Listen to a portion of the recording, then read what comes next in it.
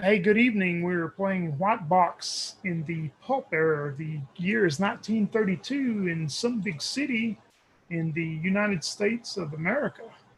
The name of this adventure is The Temple of the Doomed Tiger.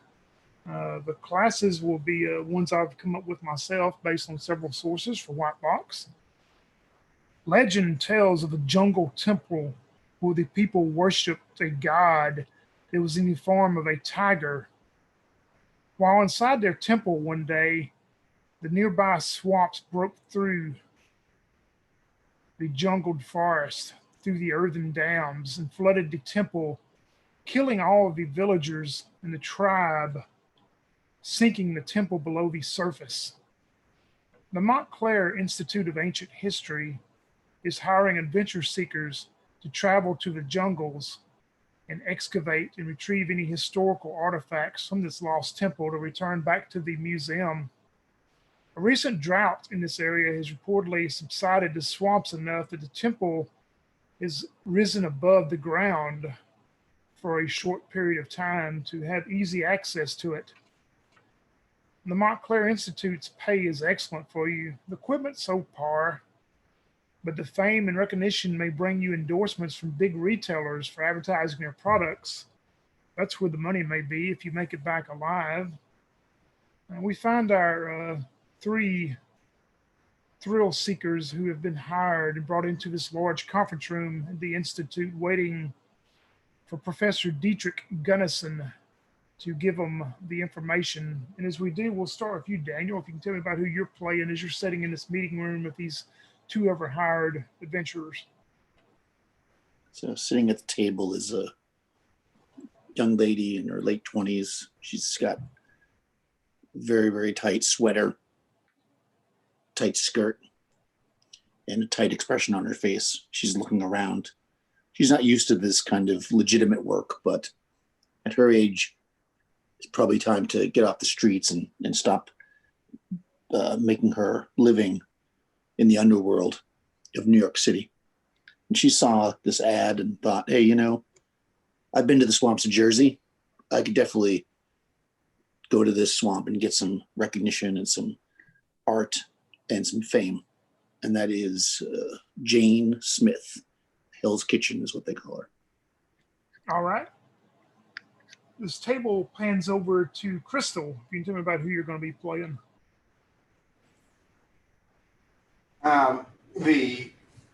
The scene is set in a courtroom a long time ago as a man stands in his suit with with a trial going on. The judge is handed the verdict and says, Dr. Savage, in the case of the electrocution of Rebecca Kingston, the jury finds you guilty. You shall have your license revoked and your ability to practice medicine taken away. And Savage, he looks like he's trying to keep his cool. He pulls his tie tight to his throat and says, you fools have no idea the limitations that you've placed upon what you call science. I shall show you all a better way. And we now go to Stephen Savage on this boat, still calling himself a doctor, as he sits around this table and says to the group, so I said, actually, it's Stephen with a PhD. And he begins to chuckle as all the people laugh, swirling wine around in his glass. waiting for the boat to arrive to this new place.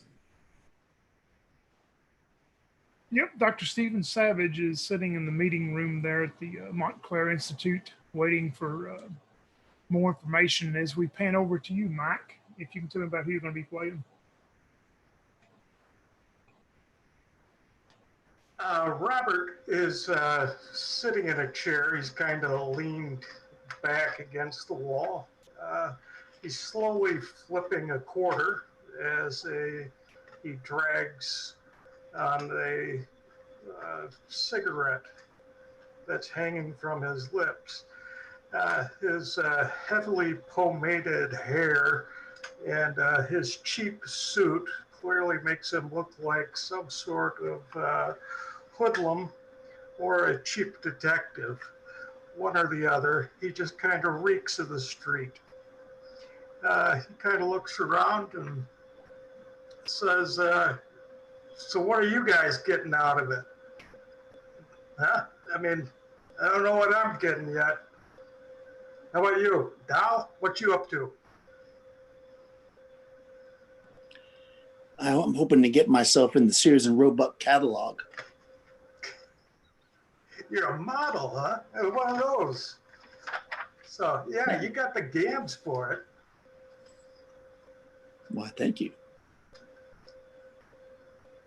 You go, hey, weren't you in the papers a few years ago there? Mr., what is it? You docked somebody, right? There was an incident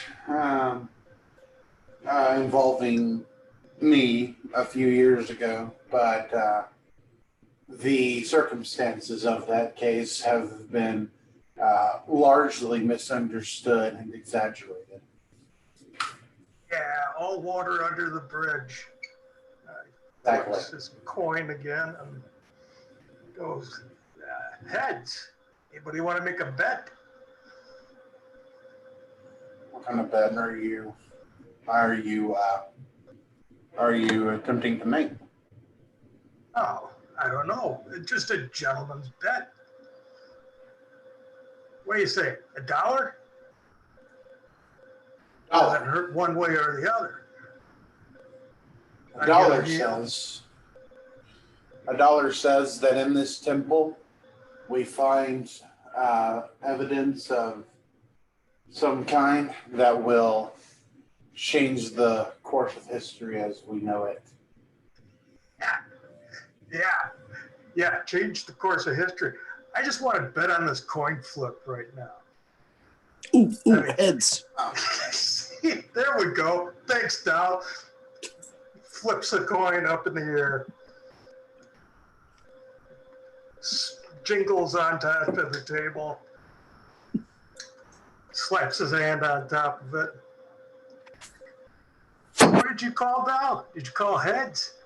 I called heads. God, well, look at that. Heads it is. Oh. What? Nothing, never mind. Well, you want in on this action, Doc? No, thank you. Perhaps I shall go up and ask the captain how close we are to our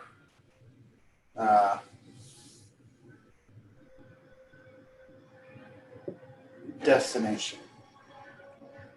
Hey, Crystal, I just sent you a message. I don't think we've left yet there, Doc. Are you okay? You taking morphine pills? Long nights, you understand. I once knew a doctor that was a dope fiend. You're a woman. What do you know? Hey. Don't mar the legs.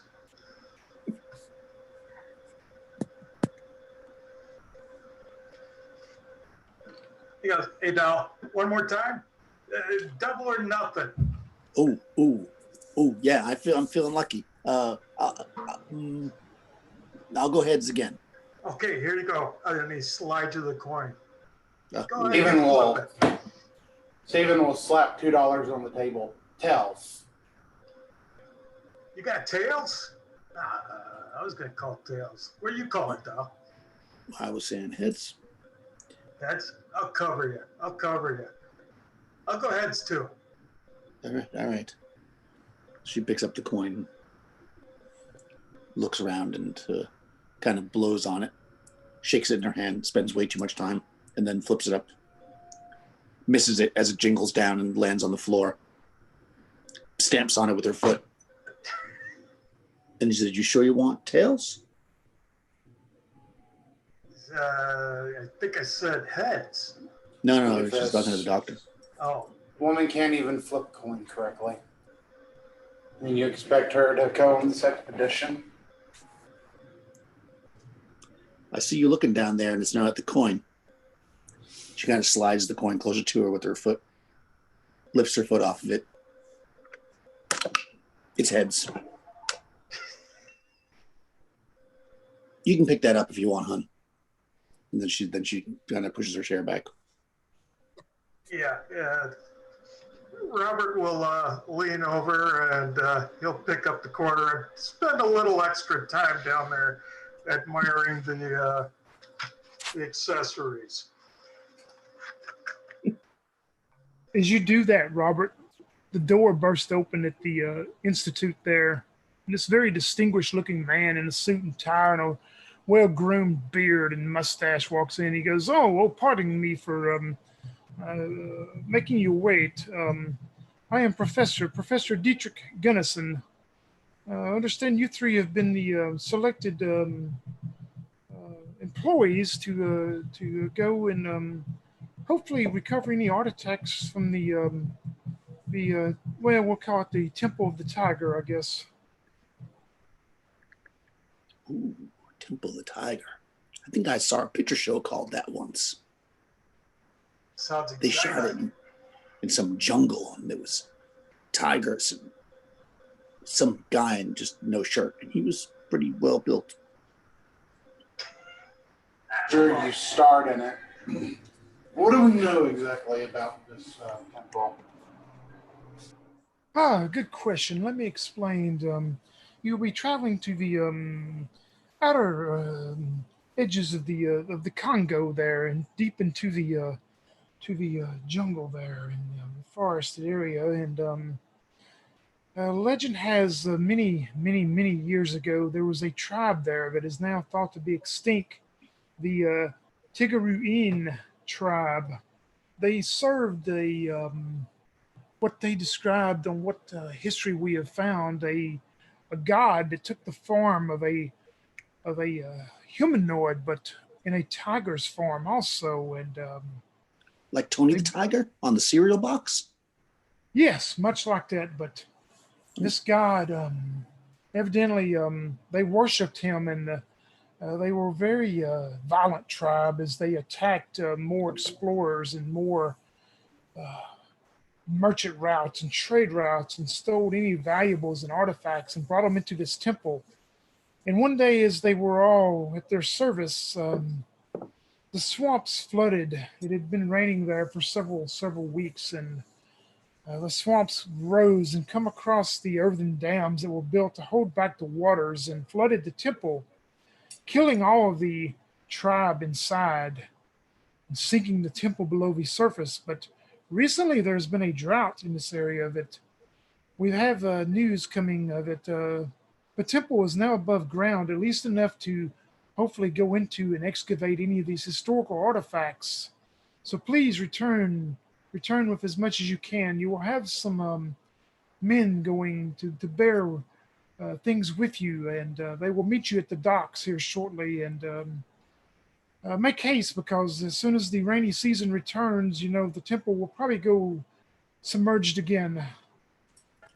Hey, Tony, can I do a lore check to see if I know anything that maybe he didn't say or just know the legend in general? Yeah, sure. Okay.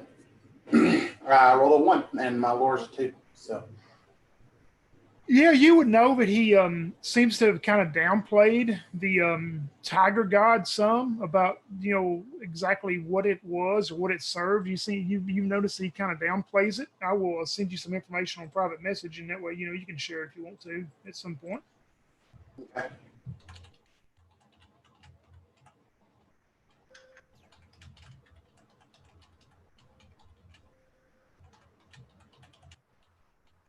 All right, that's kind of what you know. Maybe you've read or studied or heard about yourself.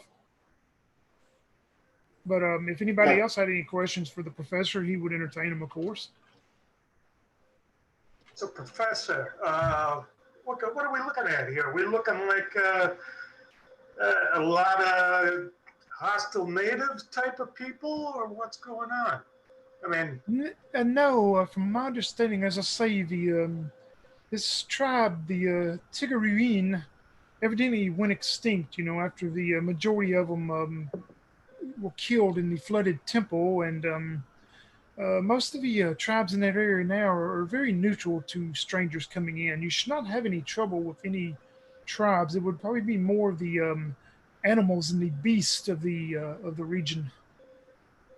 oh, well, I got that handled. I can handle any beast. Yeah, there's some beasts around in New York. I'll tell you that right now. So it sounds to me like these guys were just a bunch of muggers. Yeah, that's what I think. Well, they got what was coming to them. I'd say let's just go down there, clean up shop. We'll bring back your your little art things. We'll bring the art things back. It sounds Yes, good to me. exactly. I want you to recover any type of artifacts that would be historical that can be brought back, and we will make sure all of the news articles will have your picture posted on the. Well, I'm sure like the large papers won't put us on the front page, but we'll try to get in the at least the first section, and hopefully this will bring you endorsements for being famed explorers yourself. Oh, it sounds good to me. I mean, okay, now we're getting 3 squares a day, right? That was Yes, what all we talked about. Yes, all voyages have been paid for on a ship. Everything is covered. You will given the equipment, and the gentlemen who are meeting you there at the dock are your assistants. They are employed by the Montclair Institute. Also, they are to listen to you and help and assist you in any way. Oh boy, I've never had an assistant before. So who's leading this team? Well, Professor? that would be for you three to discuss amongst yourselves. I would hope you would all coordinate and join as a likable and workable team amongst yourselves, though. Yeah, I I'll like handle this the public relations over coordinating here. thing. Well, You're gonna put a woman in charge of this mission? Well, you did not hear me exactly put it in those words as you are. Understand you are a doctor, of course, a different, or used to be a doctor. But anyway, like I say, I would hope it would be a amicable resolution between all three of you and do whatever you should do as a team. wait a minute. You expect me to take some orders from some skirt? Well, I would think survival, whatever you have to do to survive, would be the key matter. Okay. Well, I guess if it's good, the money's good. I can listen to it. Dave. You handle the beasts. I'll handle the cameras when we come back. That I could do that. Yes, and you may go and check at your local banks. You will notice a deposit has already been made in each of your accounts as the preliminary cost of being hired, and the rest of the payment will be given up on your safe return. Make sure you have wills made out and anything in case you do not return, and your next of kin or loved ones will have access to that. Wait a minute. What is this about wills? Wills? I mean, now I got to pay a lawyer too? I mean, what? I thought you said this wasn't a big deal. Well, I mean, that's a personal matter. You should have made a will out there many years ago. Understand you were a soldier in the Great War. You should have taken care of that with the armed forces, of course. Yeah, yeah. Things change. Things happen, right? Well, of course they do. Yeah. Well, what if I say I don't have one? Uh, how about you? You write me one. Yes, That's it. I will have my assistant come in then before you leave, and he will assist you and have the documentation prepared, and you can sign it, and we will have it filed on the clerk's office as you prepare to leave. Well, that sounds just right to me. Hey, Bobby, how What? about I leave mine to you and you leave yours to me? I don't want my stinking sister to get anything. Well, what kind of sense does that make? I mean, what if we both die? Then what? I'm going to give mine to my mom, right? I mean, God bless her heart. But I mean, you're a skirt. I just met you. I mean, well, I don't mean it that way, but it's mom. I got to take care of my mom. Uh, I didn't see you as a mama's boy, but I'm going to give mine to a pet charity then. I'm not a I mama. like them kitty cats. I'll show you what kind of boy I am. I mean, I'm not a mama's boy. I just call it as I see it. Well, I don't know. Doc, what do you think? Do I look like a mama's boy? Stephen straightens out his tie again, takes a breath, and says, frankly, sir, I don't give a damn. And then he will get up and walk out of the room. No need for that foul language. Jeez. Let's see, there we go. Now, that's what you call a boss. Someone who doesn't care. Someone who's just, that's the guy I want to take orders from. But, hey, I can listen to you too. I'd love to take orders from you. No, that's fine. Let the doctor be in charge. That's fine with me. I don't care. I don't have to think about it then.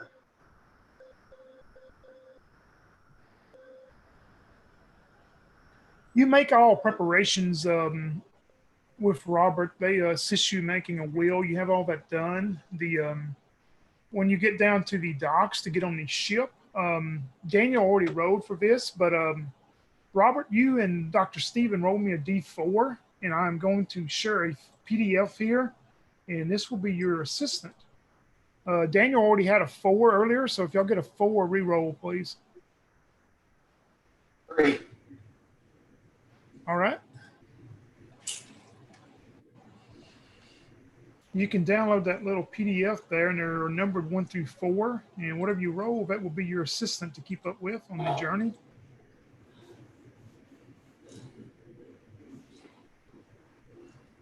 To assist you in all of that, however you want to play them out. That's funny. I'm the doctor, but Daniel got the lab assistant. That's right. It's like chemistry. That's right. She knows the good Dr. Stephen is broke probably, and it just make this lab assistant's actually got some money. But yeah, y'all get on the ship. You take the journey over to the coast of Africa somewhere that you know you're going somewhere around the Congo region. All diplomatic papers have been given to go to this area.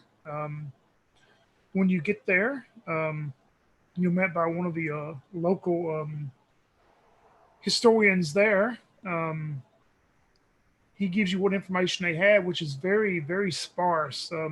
He basically gives you the same information that the good professor did, that tells you about the temple and that this tribe is extinct for many, many years now, as far as anyone knows. No one has dealt with this tribe. He does tell you that they were a pretty they were not what's the word? They did not take the outsiders very well. Let's put it that way. But as far as we know, that there are none of this tribe left anymore in that region.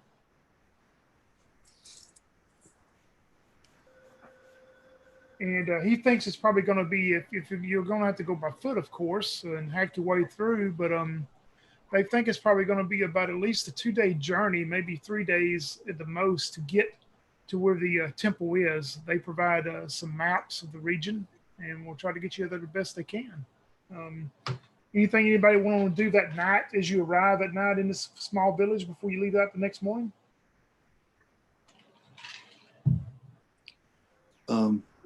Yeah, so Jane is going to take her like lady clothes and make sure they're nice and ironed and perfect and in the closet. So when she gets back, because she's got to put on, safari clothes or whatever. So it's basically not very flattering to a lady, but she's going to do her best to make them look good. All right. And she'll load her pistols.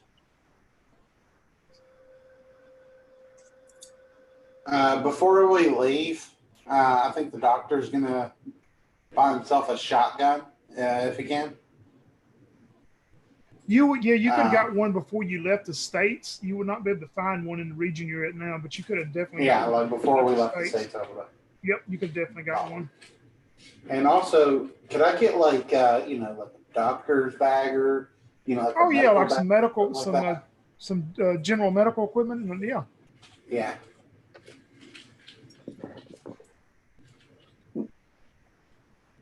Yeah, Robert's gonna go through and to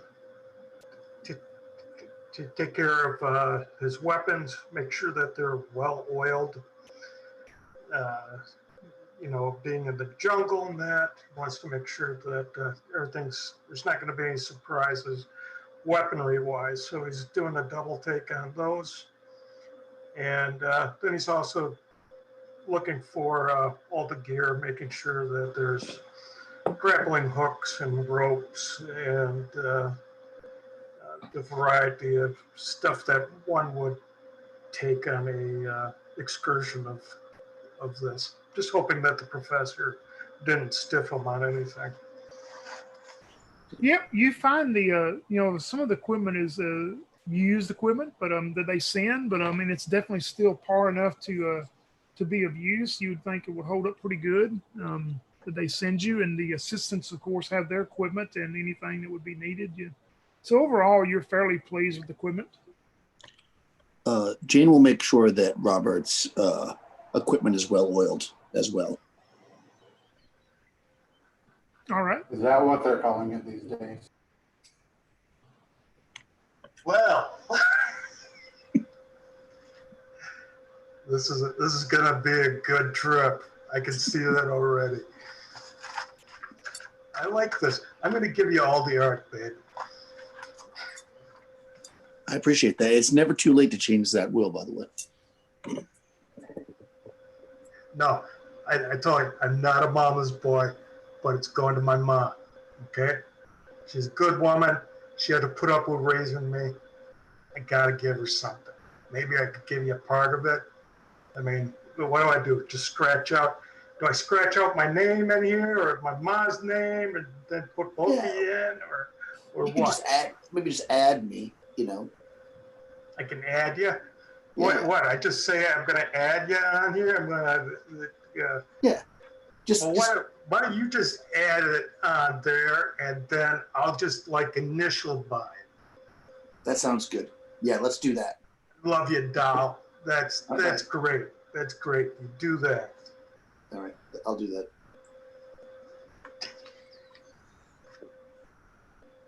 Is my mom's name anywhere on that paper anymore? Is your mom's name Jane?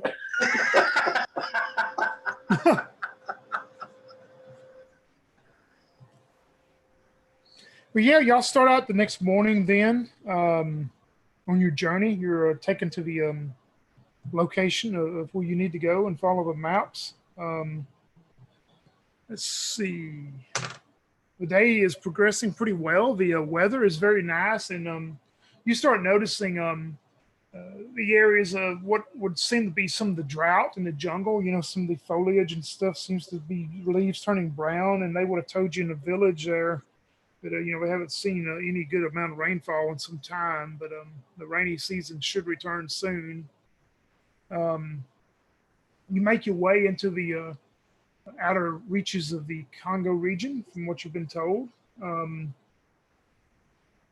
As it progresses further and further in, you start going into more of the savage land itself, where it doesn't seem like many foot travels have made it as you set up that evening. And any particular way you want to set up your evening camp? No, nothing I in mean, I particular. guess we could all. I mean, I guess we could all take shifts, right, with our respective assistants or whatever. Exactly. Now, as we're traveling through here, we haven't seen anything that would be of grave concern, right? Nothing on the first day at all. The first days went by pretty well, even though you went further and deeper into the jungle. But everything has went well so far. You've got no indication of any type of dangers or anything. You've seen some small animals that have, kind of curious of what y'all are, or curious maybe what they are, but nothing of any danger. Well, when I was in medical school, I used to get up to study during the middle of the night. So I'll take second shift if nobody else wants it. Hold on. We got to work the whole night? I thought we just walk during the day and then we sleep at night. What is this? No, it's okay. I got That's it. the problem. Is that you're a woman and you're trying to think.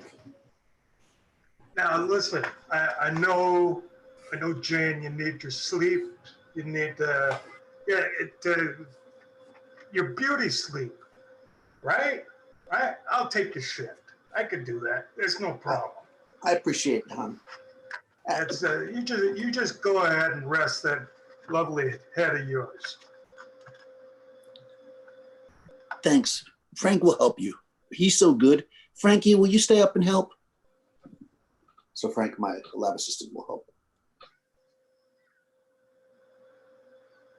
All right, Robert, do you want Frank. to? Does Robert want to take the first part of the night or the last part into the morning? I think I'll take the first and the last, right? Yep. I'll take that 4-hour sleep shot in between. What about your Jane? You said, what about your helper? Yeah, Frank will, whenever the opposite one that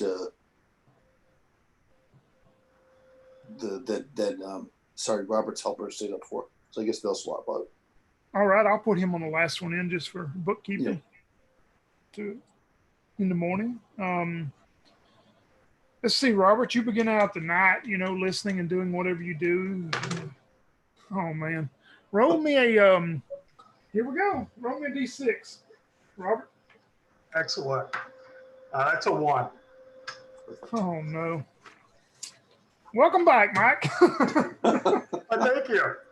I've missed this. You As long as it's not a probably freaking giant spider or something. That's oh, it's giant, all right, but it's not a spider. You are sitting there, maybe closer to the end of your watch, preparing to catch your little cat nap, getting ready to awaken the good Dr. Stephen. But you hear this loud noise. I mean, this heavy, you can tell footsteps come running through the jungle area, and it's coming your way. As you of course, you probably have a campfire or whatever, if you had torches around or lanterns hung around the camp. right. This is what you are going to see as it bursts out from the edge of the jungle. You see this huge horned looking creature as it bursts out. And the first thing I need you to do is make me a saving throw on your sanity score. If you have a 15 or plus, or 15 or 18, you could add +1 to your roll. But that I failed. you failed your sanity deal, okay? Yeah. All right, lower your sanity score by 1, no, just by 1, whatever it is. So low permanent right now for 1. Okay. As you see this thing rush out, and it's just standing there trying to probably ascertain itself of what it's looking at. It doesn't make any threatening move. It seems like it's almost surprised at seeing you all there too. What would you like to do?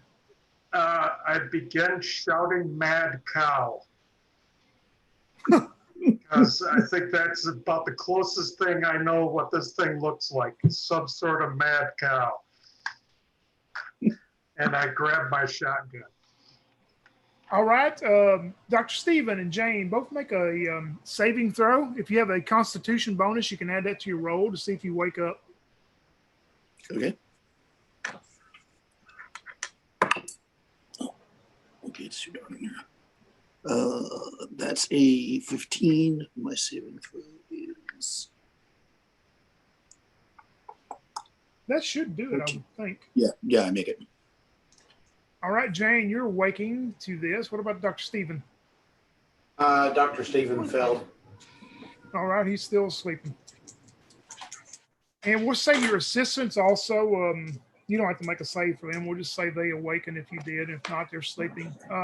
Jane, as you wake up and see this large beast over there, make me a sanity save. Oh boy. Okay, that's a 3, so that fails. All right, you'll lose 1 point also. Deduct 1 point off your sanity as you see this huge beast standing there. And then, of course, you see Robert sitting there preparing his shotgun. What would you like to do? I'm gonna reach under my pillow and pull up my pistol. All right. You see this beast as it's moving this large head back and forth, and it's watching you. And then all of a sudden, it takes off back into the deep, dense part of the jungle and appears to by the loud footsteps it is running away from your camp at this point. What was that? It's one of those Texan longhorns. I heard about them. They got these huge horns. They're just mad, angry cows. Man, I didn't think any Texas cows would be here in Africa. Well, I didn't think so either, but there we have it, a big mad cow. This is, I'm not going to be able to sleep that well. And then she goes back to sleep. And you look over and the good Dr. Stephen, of course, is still snoring. Of course he is. But yeah, Robert, you finish your shift after that. No other surprises. You wake the good doctor up. Do you share that information with what happened? Yeah. Tell him that long-horned cow charged into camp. But it's no problem. I scared him off. You're mad. We're nowhere near Texas. You must be seeing things. Are you sure that you need to take a second shift? No, it had like big horns. It had a big horn in the middle of its head and then a couple of horns coming off the other side of its head. Can I roll a lore to see if I could maybe figure out what he's talking about? Well, yeah, the way he's describing it, though, I'm going to give you a -1, so you'd have a 1 out of 6 chance. Sounds good to me. I roll a 1. Yes, I am the master doctor. Yeah, as he describes it to you, you start, maybe he'll mention a thing or two. It just doesn't seem to fit with what the longhorn cattle would be. So the first thing is you think back to what he's describing, some type of extinct dinosaur. Huh. I suppose it is possible that creatures like that could have survived the extinction event. It seems highly unlikely, though. Can I check the ground, see if I can see any footprints or anything? Yeah, there's definitely, even though the ground is dry and stuff, I mean, pretty much you can still see the footprints of this thing. Well, maybe that's one of the things that lead me to believe this then, because I think it'd be easier, seeing a footprint. Okay, this isn't the cattle, Yeah, once you go over and observe it, you can definitely tell by the footprints. Huh. Well, so this isn't a mad cow. I mean, I can't be 100% sure. And I'm going to take a stick and draw on the dirt what a triceratops would look like. And I'm going to be is this what it looked like?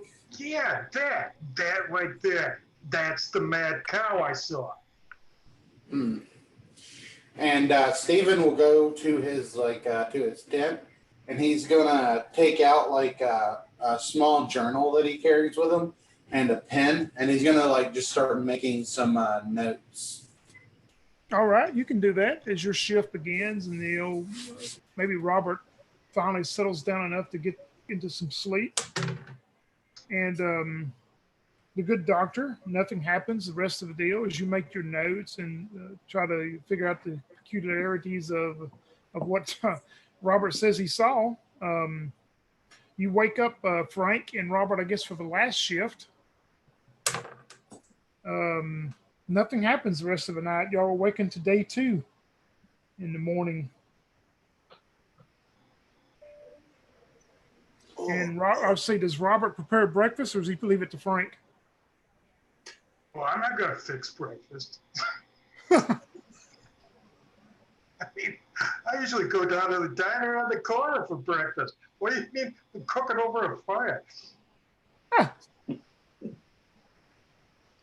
So, Jane, you wake up to the wonderful smell of the lab assistant cooking breakfast. Oh, Frankie, that smells delicious. I gotta say, I didn't sleep that well. After that cow came through the camp, my back's a little stiff. Yeah, it's a special cow that the doc said was, what was it, Doc? What was that name you gave it?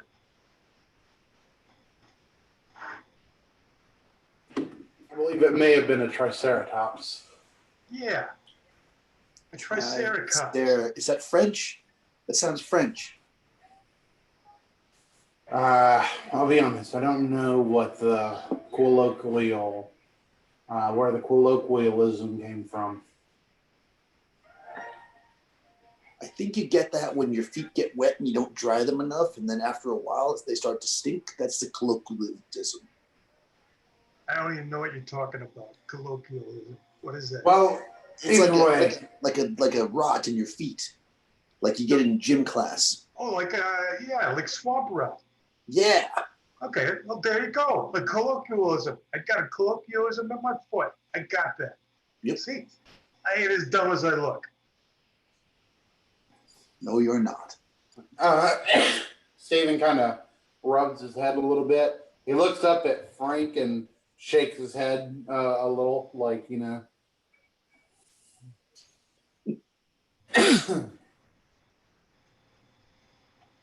Frank is somehow preparing like these like really like elaborate omelets. Nobody's really sure where he got the eggs from, but somehow it's... The Triceratops left him. Yeah, but y'all begin the second day in your journey, following the map the best you can, hacking your way through. Most of the day goes by pretty smooth. Same thing. You've noticed that you've got so far deep. I mean, this is in deep, deep jungle. You don't see any signs of previous traffic of any humans that have come through here at all. There's quite a bit more noises from the animals and stuff that live here. Be able to set up a camp, find a place, set up a camp that evening. We'll do the same watches if that's okay with everybody.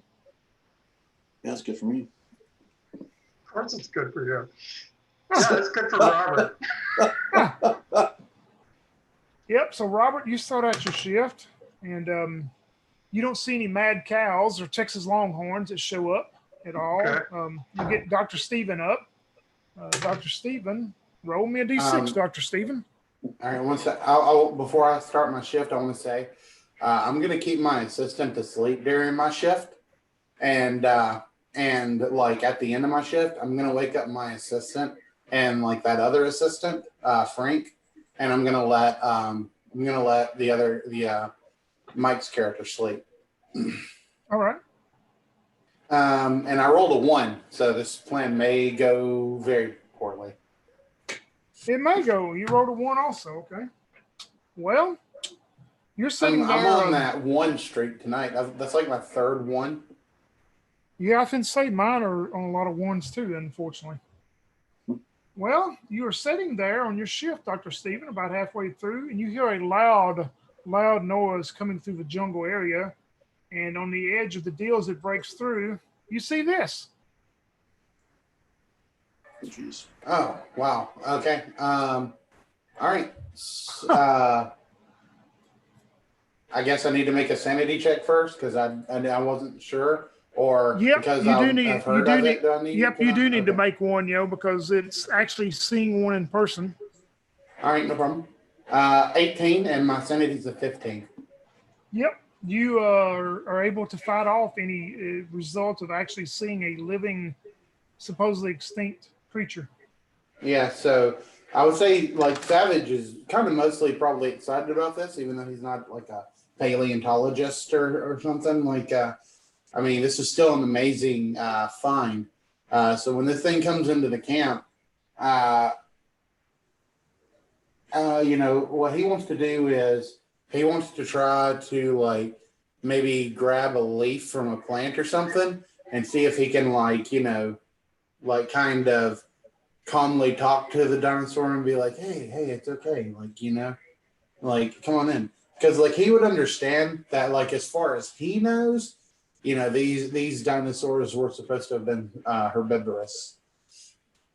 You start that way with it, with you can find a big palm leaf or whatever, and start that way. And as soon as you do, it takes off running back into a dense part of the jungle again, as it seems maybe you've scared it away.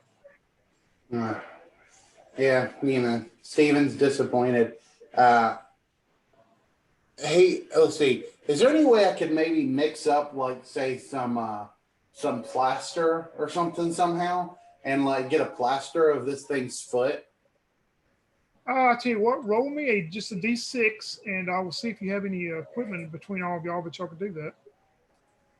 I rolled another one. Yep, you brought some equipment that you could think would do that, man. Man, I don't like I should probably make sure this program isn't broken. Huh. But yeah, so like he spends the rest of his shift plastering that foot, and once his shift ends, he'll wake up his sheep farmer and also Frank. And I'm gonna say he also probably like put up some sticks around it, maybe put a little rope around it, so he could section it off. And he'll let them both know, like, okay, this is like setting, it needs to like dry and stuff. Please don't touch it. Exactly. And Triceratops are real. Yeah, Frank and them set up on the last shift, and they are sitting there waiting and looking to see this thing themselves, but unfortunately, it does not happen. And we go back to the next morning then. Yeah. Oh, that was a much better night. Hey, Then how come nobody woke me up? well, friend, I figured you could use your rest. Steven says. He says, but hey, guess what? During my shift, you were right. The animal came again, and he excitedly like runs over to like the section that he quarantined off, and starts checking the plaster to make sure it's set properly and everything. Oh, you mean the trilocalism? Yeah, that. Yeah. Yeah, see, I told you, it looks like a mad cow, right? It was like nothing I'd ever seen before in my life. So, Exactly. I read about these things when I was a child. It was one of the events that probably spurred me into getting into the sciences, understanding the universe and where we came from and our place in it. To have seen one of these in the flesh is an indescribable sensation. That sounds like it's pretty special to you, Doc. But I think it's just like a big mad cow. I promise you, he'll show the plaster of the footing. He'll like, I promise you that, this here, like people would pay insane amounts of money to be able to own something like this. A genuine, plastering from what should be a long extinct creature. Well, why can't we just do like a yippee-ki-yay and rope this thing and take it back with us? I mean, Well, there's a lot of things we don't know. What kinds of foods it's surviving on, things like that. We could end up killing it in the process. well, then we But kill it. also, I mean, then we got steaks, right? I know this much. It's not living off people because it didn't eat us. Cows don't Yeah, eat people well, anyways, so that's pretty good. that's right. Just probably lives off grass. Listen to her. I love this doll. She's got a head on her like my mom. Yeah. What? uh, I'm kind of young. if we do end up running into another, perhaps, we could consider that sort of action. What scares me more is that if these kinds of things are living here, well, there were, dinosaurs that didn't eat plants, if you catch my drift. Dinosaurs? I wonder if those things would be here too. There's dinosaurs here? Yeah, the triloculisms. That's what this is. This is a printing right here of You a mean- dinosaur footprint. You mean like that book by the Sherlock Holmes guy? What? I don't get it. Who's this Holmes Yeah, guy? the guy Oh, the guy that who killed wrote about the everybody? detective. The guy who killed everyone in like the hotel. That Holmes. Yeah, no, yeah, but it's a different book though. And then they go down, but they get their boat crashes, and then there's Oh. dinosaurs. No, No, I heard they're gonna make a picture of it, so don't worry, you can watch it like that. that's okay. I like the flicks. I mean, flicks are great. I love them. I like baseball better. But hey, that's okay. I'll Yeah. sit in the dark with you if you want to. Sure. Will you buy me a popcorn? I'll buy you a popcorn. I All mean, right. That's fine. We can get popcorn. We can get it with butter on it if you want a little butter, and we'll get some salt and Some milk duds. Milk duds. the milk duds. I love the milk duds. It's one of Ma's favorites too.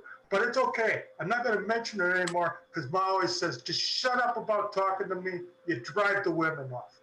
So I won't tell you anymore, but I'll get you milk duds. I think we should change the name of this thing. I don't think I like this tricoculism. Since we discovered it, we should really name it. I think Well, so. I mean, we've only discovered the living species. What do you think about remains Janus? discovered long before? It's like dinosaur, but with Jane. Janosaur. Janosaur. I like that. A Janosaurus Holmes. Yeah. Okay. Yeah. Write that in your book. I'll make sure to pay extra close attention to that part. And Stevens does not write that in his book. That's what I like about this guy. He's so smart. He just keeps everything up in his head. Yep. Me, I'd have to write it down. Crystal, I sent you a message about the something I just remembered about the metaphysician.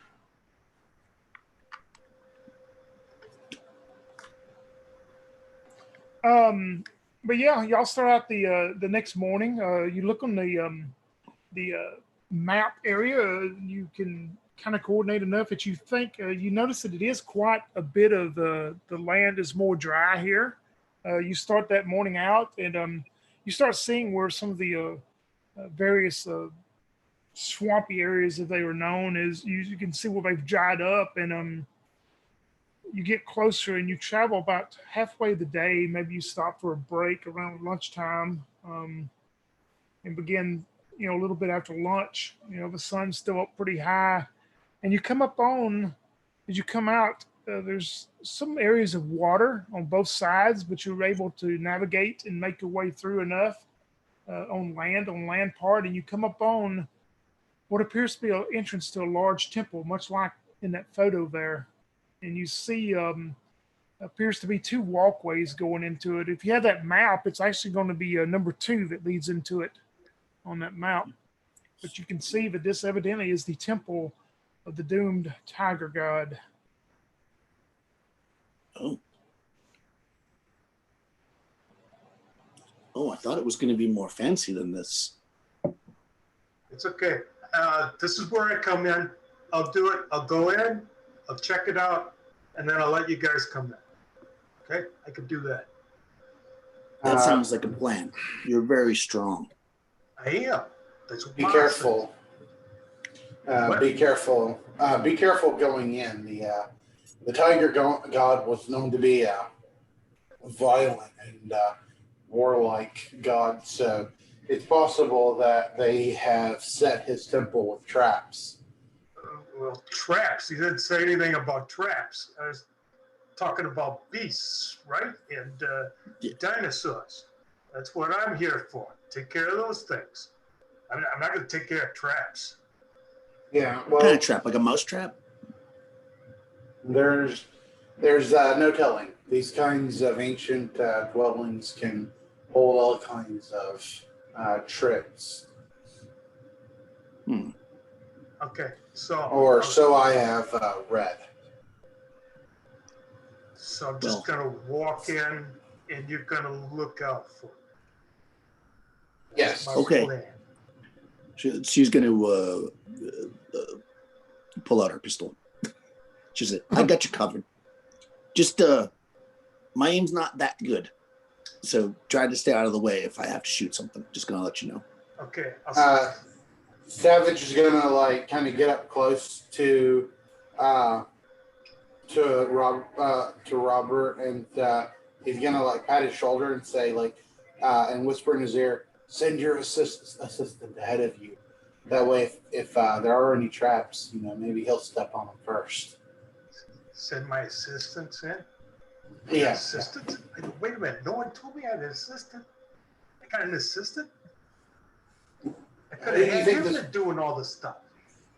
You were supposed to roll a D4 to get one. Wow. I didn't even know I had an assistant. I'm a bigger shot than I thought I was. What's his name? That explains why you haven't been talking to him much. I just figured Robert didn't need him. Yeah. Well, there you go. The guy's probably standing on the docks yet, wondering what to do.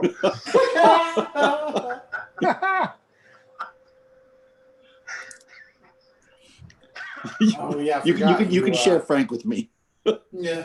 You want to send Frank in? Frank is the lab assistant. Well, what if we send Frank in and something has... No, it's like bear traps, right? Is that No, we need Frank. Send the sheep herder in. Yeah, yeah. I kind of. What's his name? Dave? We're gonna send Dave in. Dave. Yeah, Dave. Dave. Yeah, Dave. Do you think you could head into a temple for us?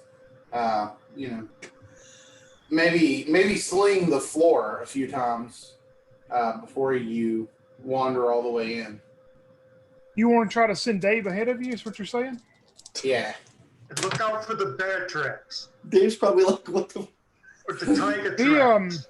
He looks at you and he goes, well, look, I've been paid too to come and help you, but I mean, why should I have to go first? I mean, y'all have better firearms and stuff than I do. All right. Steven reaches into his boot and pulls out his Derringer, hands it to him like, there you go. Go on. Dave. Well, no, somebody's going to have to go with me. I'm not going by myself. No, I don't care who you are. I'll go with you. I mean, come on. What are you, mama's boy? I'll do it. Come on. Suck it up. Let's take it. I mean, you herd sheep, right? I'm going to herd you into here. Let's just go a little bit, and we'll go in there, and we'll get it done, and we'll get the art, and we'll get out of here. Okay. As long as you're going with me, let's go. I'll go with you. Yeah, I told you. It's bear traps, right? I'm looking out for bear traps. So Jane's gonna take like a little red handkerchief that she has, and she's gonna go up and she's gonna tie it like around Dave's arm. She says, "Take this for good luck." Well, that's sweet of you. What am I going to do with this thing, though? I mean, it's going to cut off my blood or something, right? Is that what it does? I mean, it's No. It's for Dave to give him strength, and you don't need anything. You're a big, strong man. Oh, that's true. Back. But it smells like it. That smells good. It smells good. You smell good. Let's go find us a bear trap. All right, be careful. Let me just hold on to your will, though, just in case, because it might be wet in there. Yeah, that's fine. Yeah. Where'd I put it's right here. Okay, I'll put it inside my bag. Why do I get the feeling I'm not going to survive this trip? Robert, you progress with Dave up to the two entrances there. You want to take the right or left one? I'll flip a coin. All right. I'll flip it, and whichever direction the coin kind of lands off from my side, that's the side I'll go on. So kind of flip it down the middle, and if it rolls to the right, I'll go to the right. If it rolls to the left, I'll go to the left.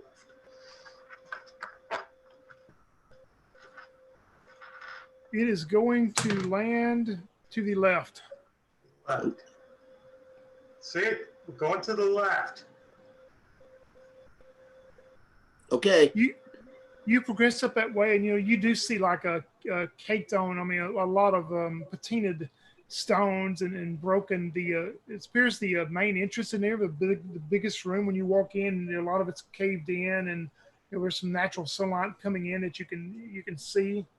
There's a lot of mud caked in on stuff where it's receded back. But you walk in and you see this large room that's in the shape of an octagon. You would think it's, in areas 40 by 60, 50 by 60, this huge room. And a couple of things you do notice on the stone floor. Of course, like I say, you notice the mud and the muck, but you notice there appears to be like different large brass braziers that are set around on the stones in different areas of the octagon room. But in the middle of this room, you notice a large, what you would think probably be brass, made out of brass maybe. And when I say large, maybe 9 or 10 feet tall, it's a humanoid figure standing upright, holding this wicked looking saber. But it has like a tiger head and a tiger upper body and stuff. And then you see the footed claws and stuff, but it's standing up like a human. And it's just a very large brass statue standing there in the middle of this room. This appears to be doorways that would go. You're coming in from the west, so you'd think it looks like doorways to the east and a doorway to the north, and maybe some open passages down to the south.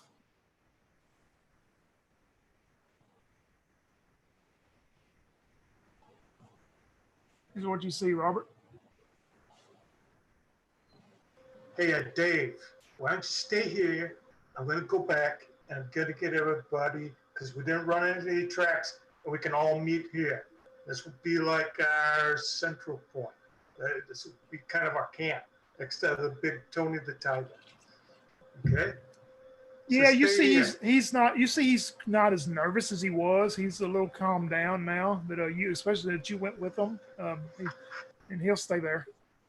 Okay, and then I'll head back to the main entrance to get Jane and the doc. Oh, thank goodness you made it back. I was so worried. Did you expect anything less? Well, I don't know. The doctor over here has been talking about colloquial traps and bears. What is it with this colloquial stuff? All this colloquial. It's like a science word or something. Yeah. I don't even know if he knows what it means. I don't think he knows what he's talking about. It's always colloquial, this, try that. Yeah. I mean, there's one thing I'd like to try, but that's only with you. You got me? Oh. Anyway, hey, Doc, You coming? It's all clear into the big room. There's a bunch of brass things there with a big tiger statue and a big sword. Ooh, a sword. Yes, I'm on my way. And Stevens will. He's like etching out the building in his journal, making a little diagram of it, and then he will close his journal up and head towards the temple. Come on, Frankie. And Jane will put away her pistol and she'll just walk in with everybody else. Yeah, and y'all observe that as soon as you all maneuver in. If you continue back to the left side, Dave's staying there where you left him. You see the large octagon-shaped part of a temple, maybe 40 by 60, 50 by 60 in certain areas. These large brass braziers that are still standing in each area. They're not lit, of course. And then you see the large, in the middle of the room there, you see the large, what appears to be brass-made statue of this tiger in humanoid shape and form, standing up holding this wicked-looking saber. It is like Tony the Tiger. Yeah, it is.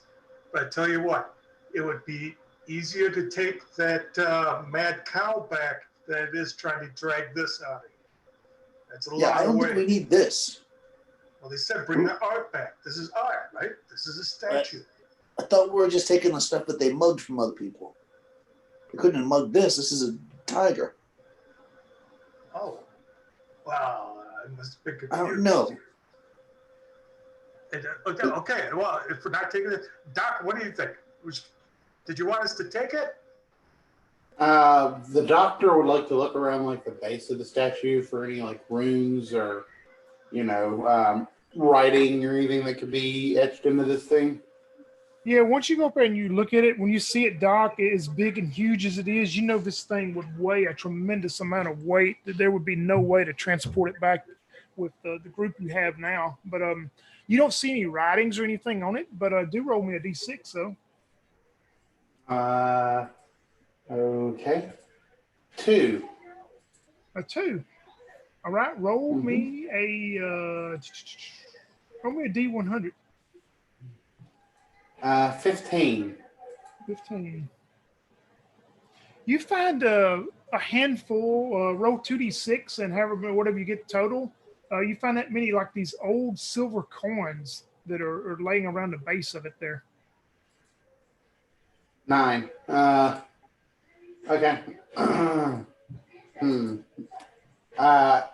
Stephen will like grab some, like some tongs or something, and or maybe like just like a rubber glove or whatever, like out of his backpack. I don't know if they had like disposable kind of gloves back then. Nah, I doubt it. You could have some type of some type of gloves, I'm sure, but.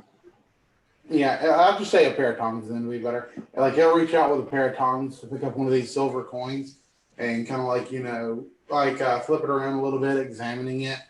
Does it have any writing on it or any inscriptions or anything like that? I'll tell you what, roll me your lore again and see if you can figure out maybe. Okay. A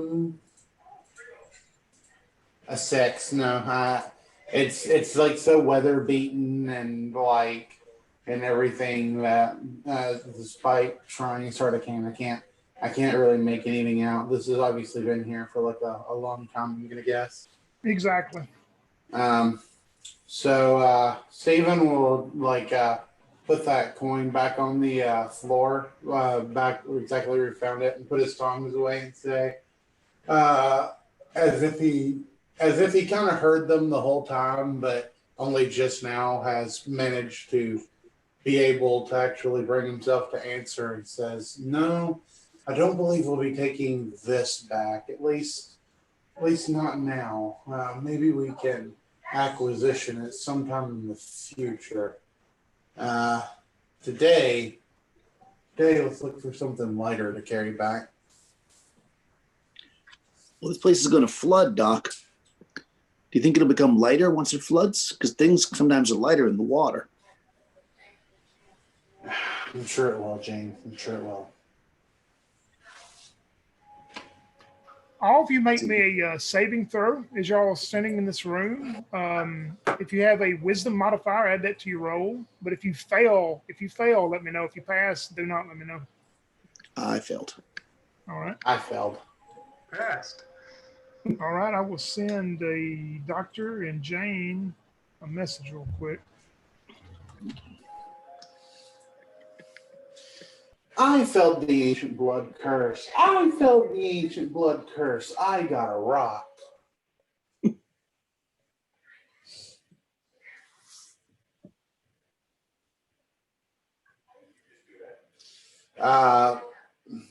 Savage kind of suddenly like shudders his shoulders a little bit, and he grabs his tie and straightens it a little bit and pushes through it. Yes, and let's make it quick too. Don't want to stay here longer than we need to. I might be getting a cold or something. Getting shivery, even though we're in jungle. Well, you want to use my shirt? I'll give you my shirt. You can wrap up in it. Yeah. Take off your shirt. Yeah, I'll do that then. He does. He peels off his shirt and he'll hand it to you. But do you want? Oh, I'll drape it on you. That's what it is. Please. It's like a cape, right? And I am your noble knight. I'm a knight draping you with my cape. How's that? Thanks, hon. You're so sweet. The shirt's all like sweaty and smelling.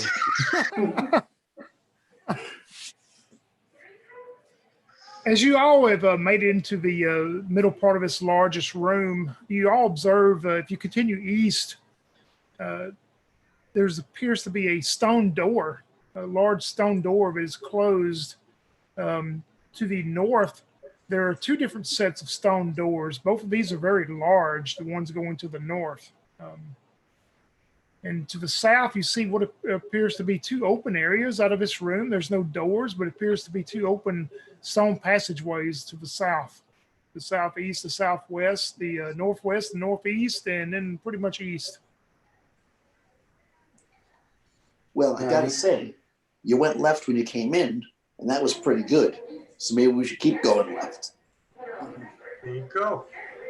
All right. I'm sorry. Which way, Doc?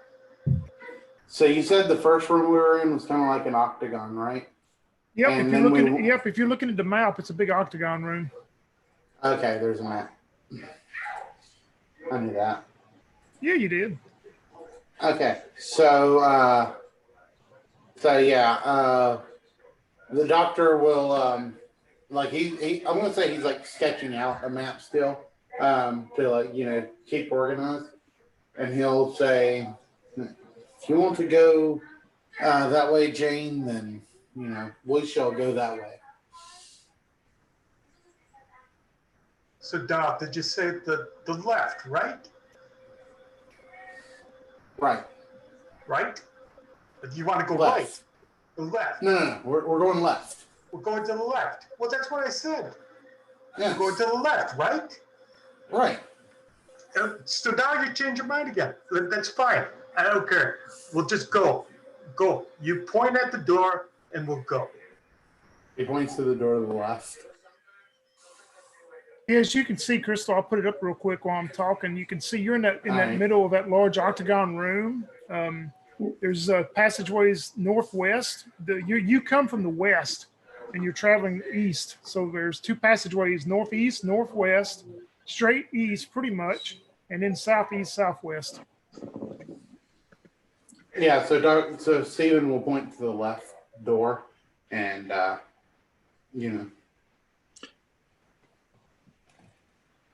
right.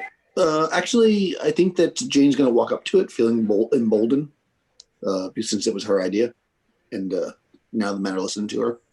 And she's going to walk up to the door, and she's going to be like, "Wow, this is a big door," and she's going to try to listen to it.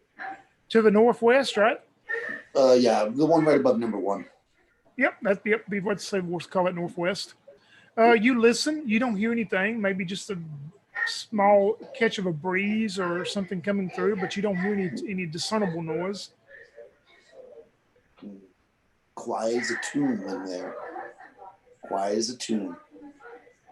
Then she's gonna like half-heartedly push at it, like, but not be able to push it open because she's not actually gonna try to push it open. She's gonna go, oh, I can't open it though, guys. Gonna need some muscle. Well, I got that. I got that right here. I'll do it for you. Don't worry. Stand back. I got it. He leans up and he throws his weight into it.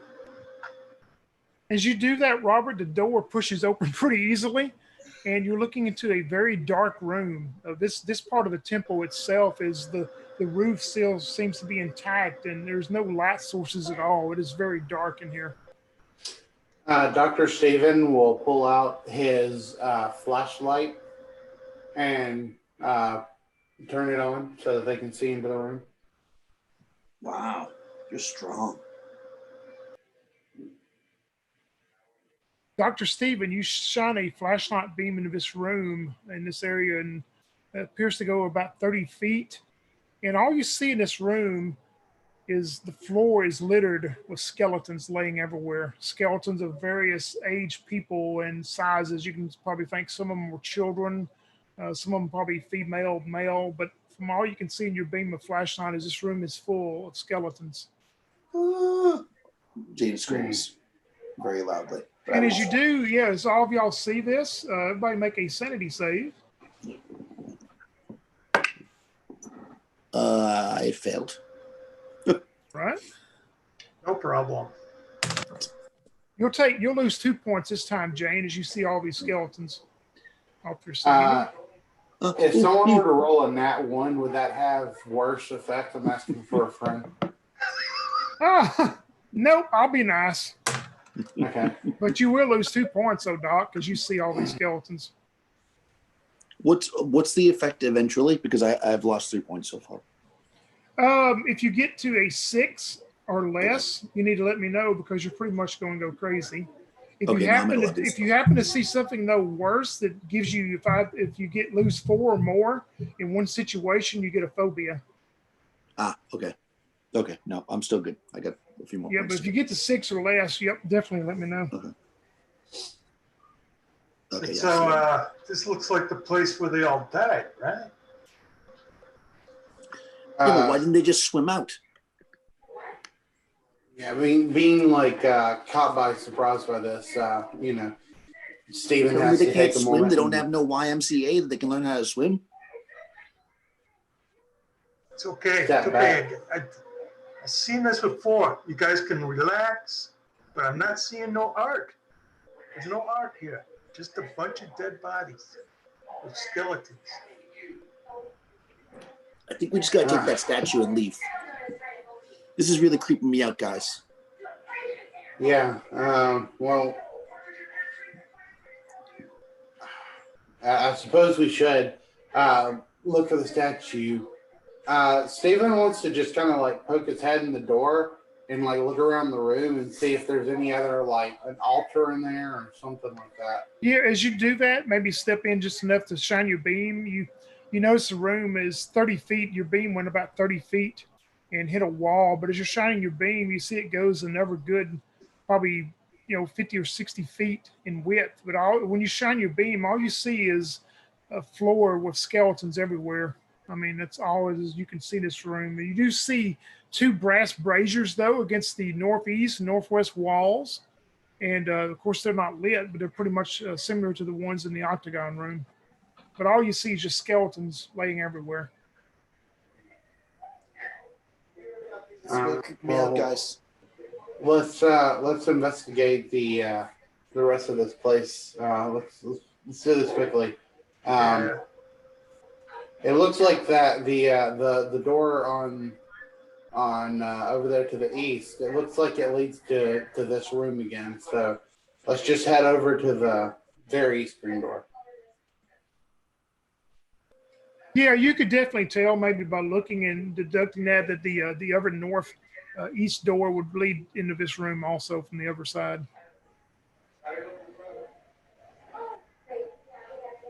Yeah, Doc, I think this is just going to go in the same place.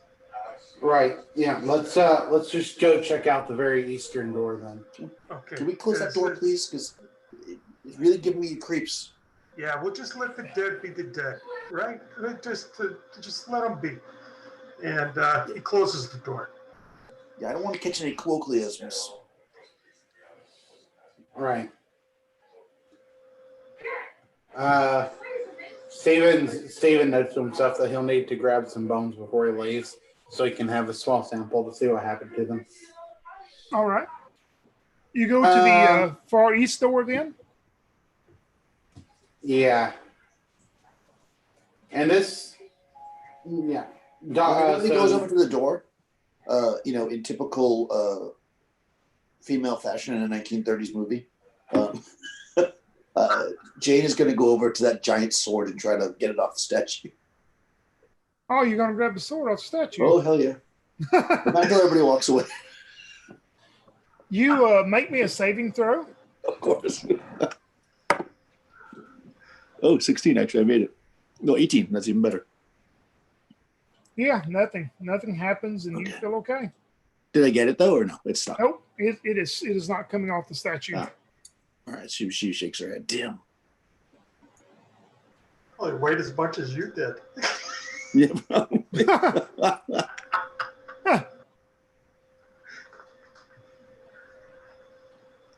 Yeah, I'll shove open that eastern door. All right, as soon as you grab that eastern door, make me a saving throw. No. You grab the door to push it open. You hear a ch as you do, and this dart comes out and strikes you in the hand. You'll take 1 point of HP damage, and you don't feel well at all. You're starting to feel very nauseated and very unwell. Anything you do right now will be at -2. As you seem to have got some type of very minor poison from this needle that was injected in this door. And it's in my hand? Yeah, it's stuck out and stuck into your hand there, a very small needle out of this door. I got a needle in my hand. Whoa, what? What? Yeah, it's making me sick. I kind of want to, Doc, why are you giving them needles? Don't do anything. Don't do anything. Don't do anything. Wait, And what do you mean? Dr. Stevens will come over and he'll take out like his medical bag and start trying to properly clean the wound and everything real quick to see if he can. Doc, this isn't surgery. Just take the damn thing out. With See that if he can splinter? help. Yeah, you can do that, Just- Dr. Steven. It's not completely about removing the dart. I also don't want to spread the poison any faster or further.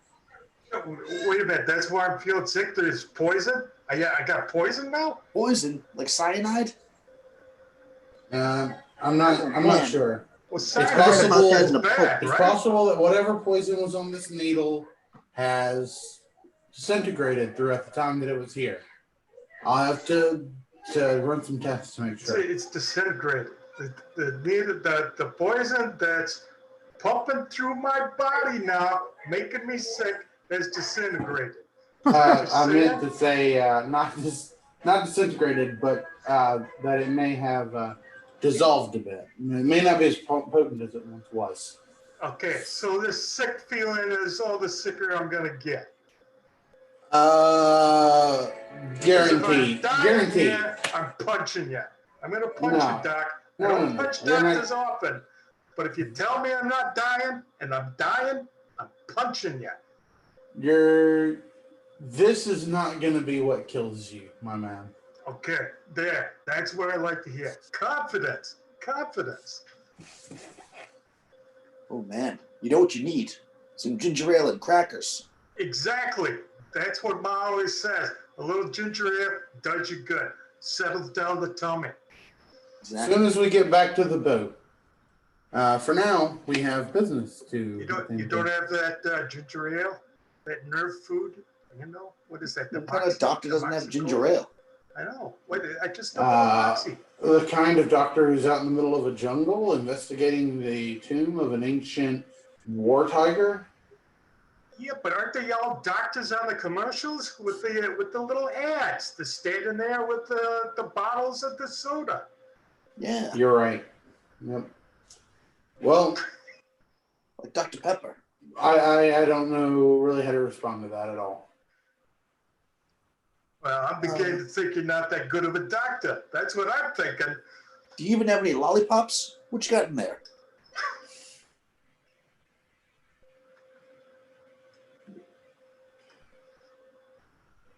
Well, let us continue then. Steven okay. begins. Dr. Savage begins to think, I'm not going to help these people out anymore. Is anybody going to continue into that room? Well, of course. We got to go get the art.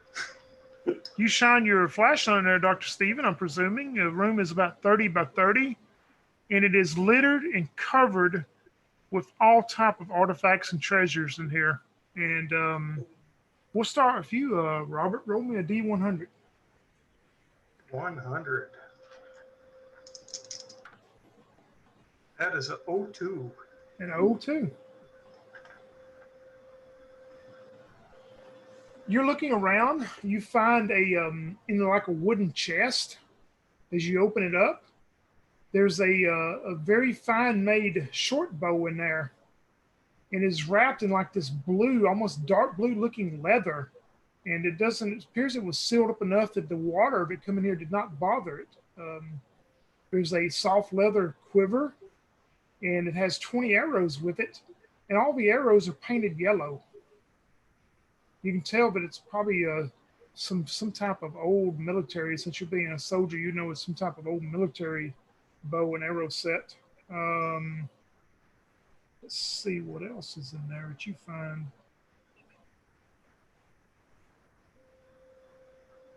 You find in another area, you find three old, the handles themselves made out of wood. They're pretty much not any good, but you find three shovels, three small wooden handle spades. And it appears the end of the spades almost are covered with some type of gold tips. And you also find a bag that has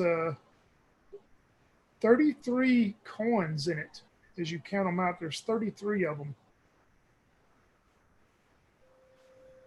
And at the bottom of that coin deal is also a ring, a copper ring, and it has on top of the ring, there's a silver tiger head. Is this like a man-sized ring or a female-sized ring? It will be a man-sized ring. I will stick it on my finger. Yep, and it actually fits. Ooh, classy. Look at me. I got the bow, the arrow, the jewelry. I'm a regular arrow Flynn. Look. Jane, you want to go in and look around? Oh, hell yeah. All right, roll me a D100. All right, let's see. That looks like it. 93. 93. Let me get down there. Opposite end of the room.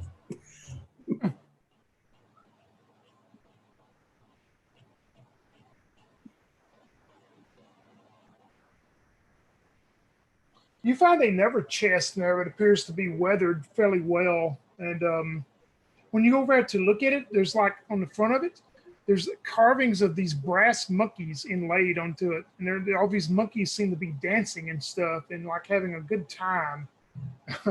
You open it up and you find a scarf in there that is wrapped up. And the scarf appears to be made out of peacock feathers. Ooh. And there's a small wooden box. As you open it up, it has 3 of these silver type coins in there. If you would look at the ones that was laying around, the ones that the doc found earlier, they appear to be the same type of coins. There's 3 of them in there. Ooh. You find a glass jug that is kind of a smoky glass jug. And the handle for it is actually in the shape of a fish. Ooh. And let's see.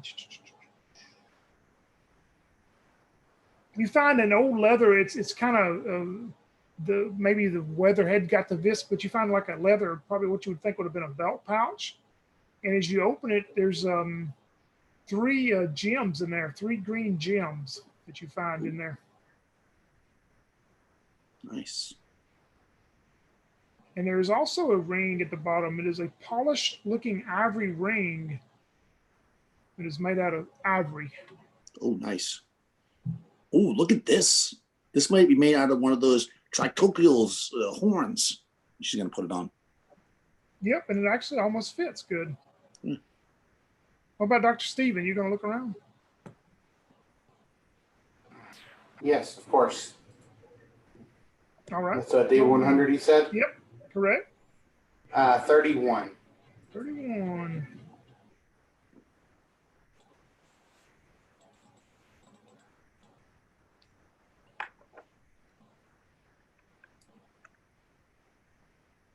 You find a wooden chair that appears to have been made out of cherry wood. It's not in very good condition. It's, a lot of it's been damaged from the water. It has, though, you can see carvings on it. It has different carvings engraved in the wood itself of different musical instruments like lutes and flutes and things like that.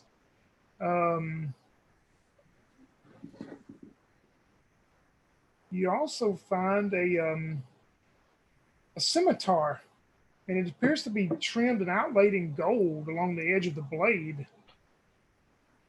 As you pull it out, you can tell it's definitely old. And there's a copper box. It seems to be locked.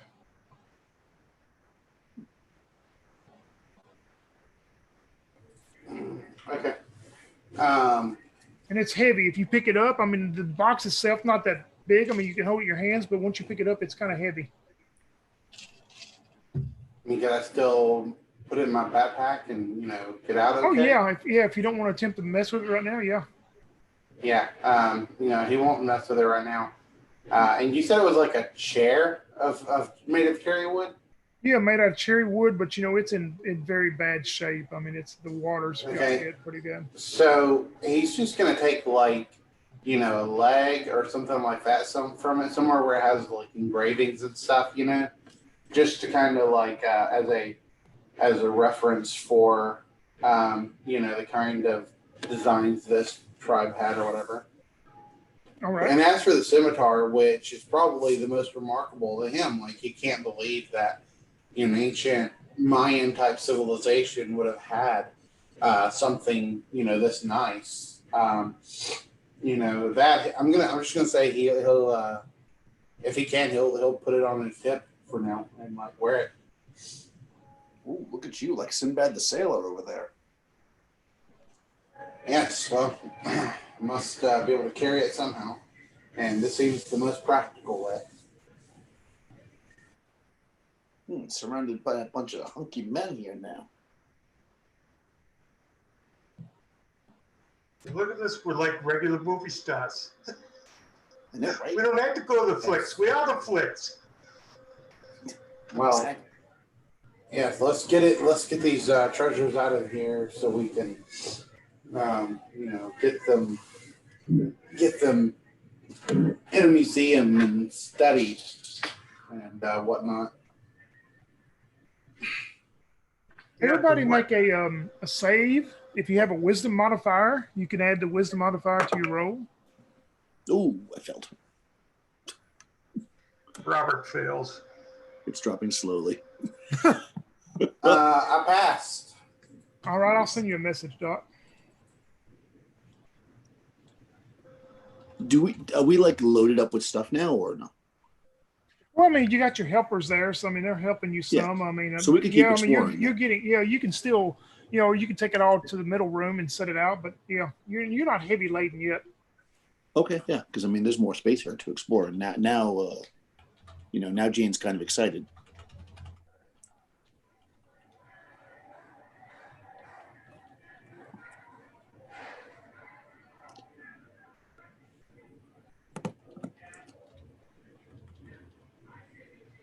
Well, if I can spell this word, maybe I can get it to you. All right, Doc, that's what you.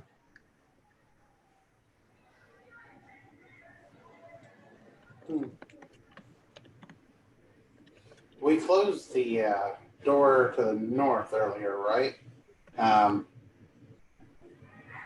Savage will ask. Yeah. Yeah, we're gonna let the dead be the dead. Right. Very good. Well, yeah. Let's quickly.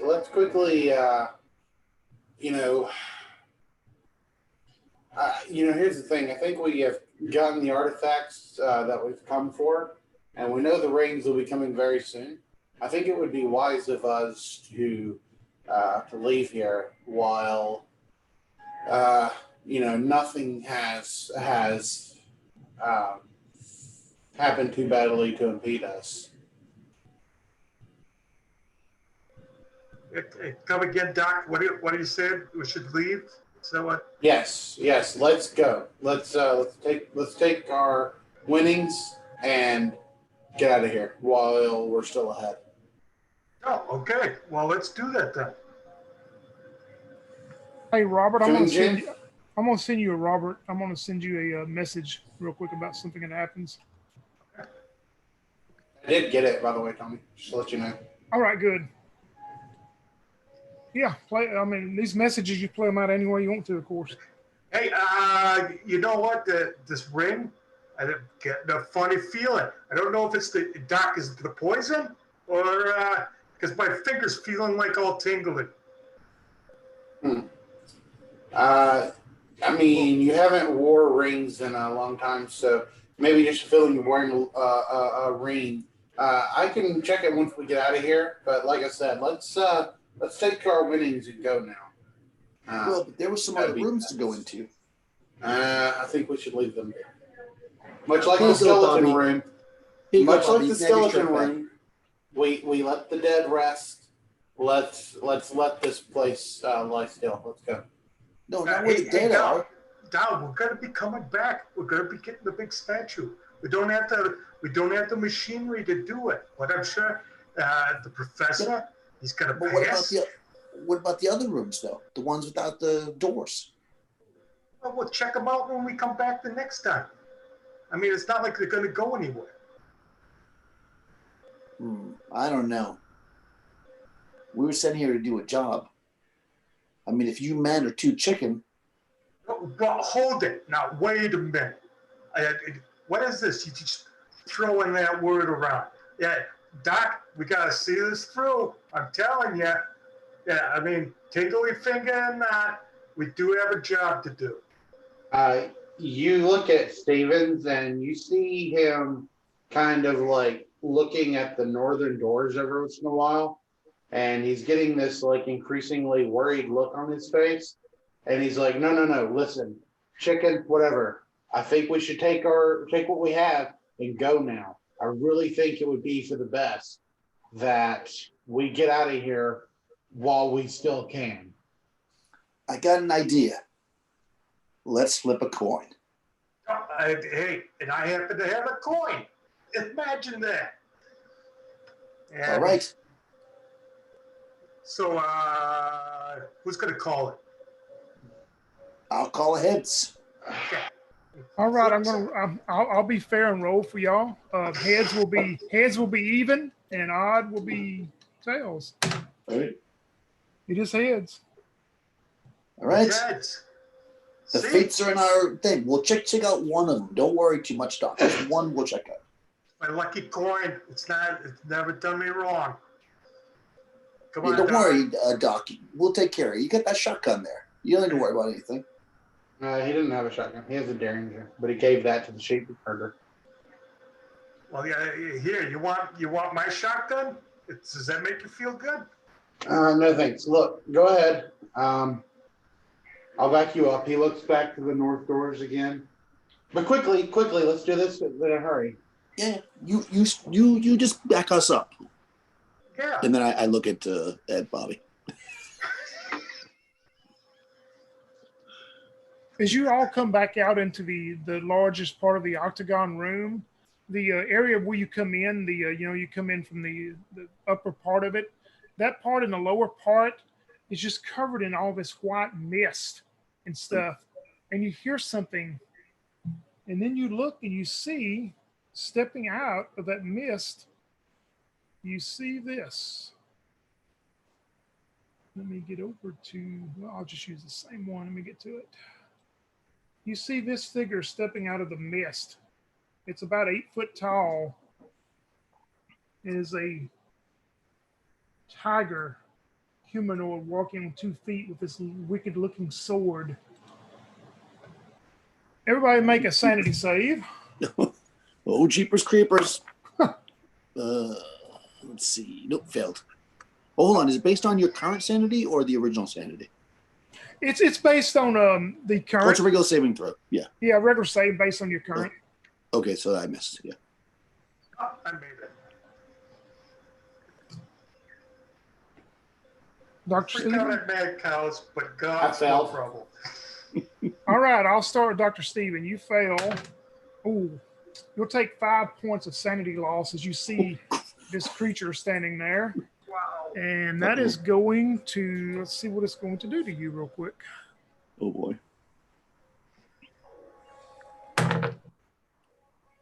I'll roll these big, huge dice I never use. You faint, Doc. You're fainting. Okay. Of course. Okay. That's the worst. Jane, let's see. Oh, Oh, you only lose 2, Jane. 2 more okay, that was points. two. Okay, so I'm at 9 now, so I'm still not crazy yet. Well, I mean, I'm crazy, but not that way. And everybody, even the Dr. Stephen, you can roll. Everybody roll initiative. It's D6. If you got a dex mod, add it. Oh, all right. 6. That's good. What'd you get, Jane? I got 6. All right. Is Frank going to go on my turn, or we roll him Yeah, separately? your helpers are going y'all's turn. What about Robert That would be a 3. and Dr. Stephen? 6. Nice. All right. Doc, you are faint right now, but you can use your assistant if you want to. My Jane, Jane and Stephen, are both at 6s, so however y'all want to handle it. Yeah. Do you have a dex mod? It's my assistant. You can go first. Okay.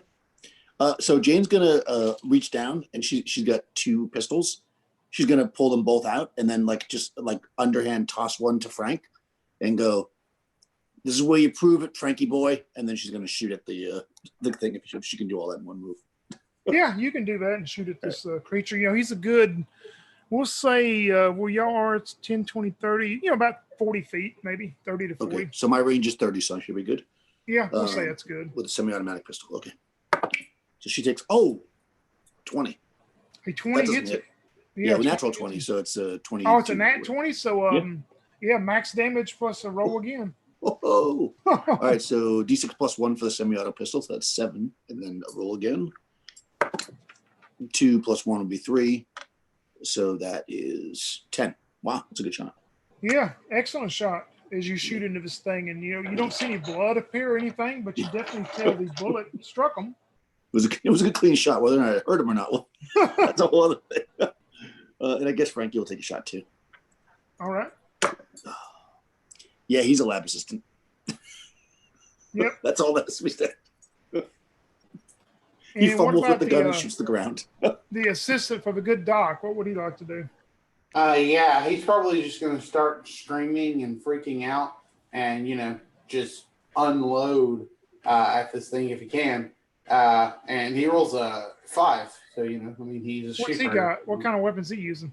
The Derringer that was. Okay, given to him yeah, by the Derringer. Savage. Okay, yeah, that's fine. He misses, you say? Yeah, badly. Yep. 5. All right. Robert, we are up to you. Robert's going to grab his shotgun and pump a couple shots into him. That's it. Okay. You can do that. That is a 15. A 15 And goes a by 16. and misses this thing. They both miss. They both miss. Yep. Yeah. Okay. They sure do. Be sure to note down that's 2 shots you made. So Yep. you got to reload after 6 with a shotgun. And semi-auto pistol is 6 also. Yep. This creature had a 2. It is going to walk up, and it is going to approach Dr. Stephen. And you see it pick up Dr. Stephen's body, and it takes and goes over and lays on this large brass statue in the middle of the room. It lays it on there, and then it turns around and it looks towards Jane. Jane, make me a saving throw. Oh boy. I don't think I've made a single save yet. So yes. Nope, failed. You feel in your mind, lightheaded. You feel very lightheaded, and you feel like almost like your whole body's light, like you're up in the air flying and stuff. You just feel like you're not in this world anymore. -2 with anything you do for right now. I'm a little faint. I'm a little faint over here. And we're back to you, Jane. Speaking of that. So, so this thing is not blocking the door anymore, right? Because it's now got the body in it. Nope, so Jane is gonna run for the exit. You want to go to the upper or lower one? The one we came in through, yeah. You run up to that exit, and right as soon as you get to that deal, you wham, slam into some type of barrier in this mist, and it stops you. Okay. She like falls down and kind of looks startled for a second. Frank though is he's feeling pretty confident, even though he missed the first time. He actually now has the gun properly in his hand. He's gonna try to shoot with a 13. He doesn't have any penalty, right? He's just a straight. Nope, just straight. Yep. So he misses. 13. Yep, he'll miss. All right, so that's now he has 4 shots left. The good doctor is still passed out, fainted out, laying on top of his statue. What about your assistant, though, Doc? Assistant will continue to shoot at this thing, especially after he sees the woman try to run to the door and then hit the ground. He freaks out again, fires, rolls a 6. Robert, what would you like to do? And that's probably it for the Derringer, right? How many shots does Derringer have? Yep, it has 2, so. We're screwed. Robert snaps into the mindset of being back in the trenches, and he storms at the tiger with his shotgun, and he takes the shotgun butt and tries to smack him in the face with it. Oh, okay. Let's rip to the head. No. You didn't roll a natural 1, did you? No, that's a 3. All right, good. That's a 3. All right, good. This tiger creature looks towards you, Robert, and it looks deep, deep in your eyes. And you hear in your mind, well, I will type what you hear because you can handle any way you want to after.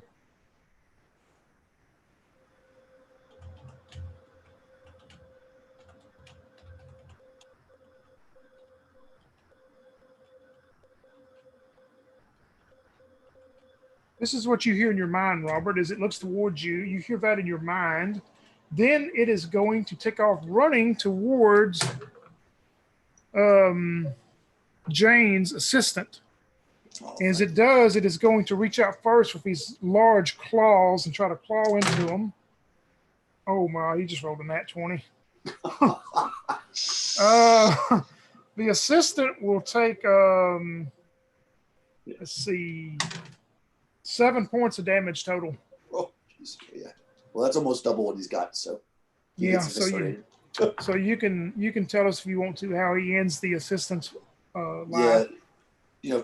Frankie's finally trying to be emboldened. He takes a shot and misses. As the creature's running at him, and then he's like, he has that look on his face, like, oh, I think he's gonna try to shoot again, but before he can, the tiger man just rakes his claw across his chest. And blood just kind of squirts out, and Frank falls to the ground and goes, "Mama said I shouldn't have come on this trip," and then he falls over. He is not with us anymore, but Jane is, as you've hit some type of barrier blocking you from leaving, it appears. So she's gonna crawl to the other entrance area. Yeah, She's you assuming crawl that- down there, and the mist is covering all that area. Almost Yeah. in probably 20 feet out into the room itself. As you crawl down that way, Yeah.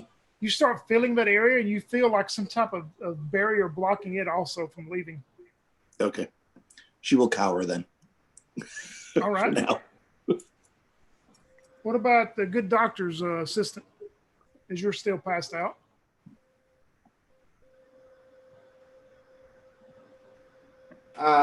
He's gonna drop the Derringer, pull out a slingshot, and try to slam a bullet, a lead bullet in this thing, a sling bullet. It All right. just seems so silly. I hope Hold this is on, the one I have a that sling. hits.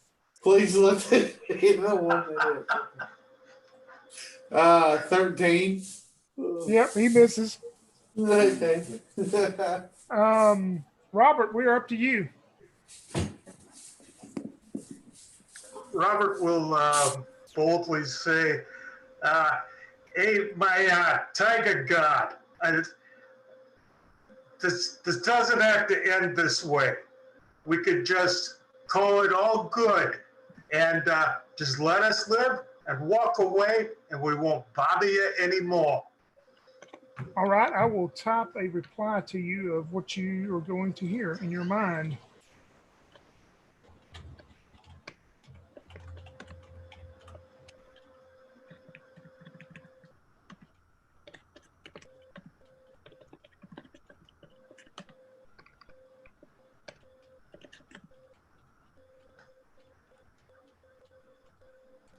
And that's what you hear in your mind, Robert. Anything else you want to do right now after you hear that? But what about the woman?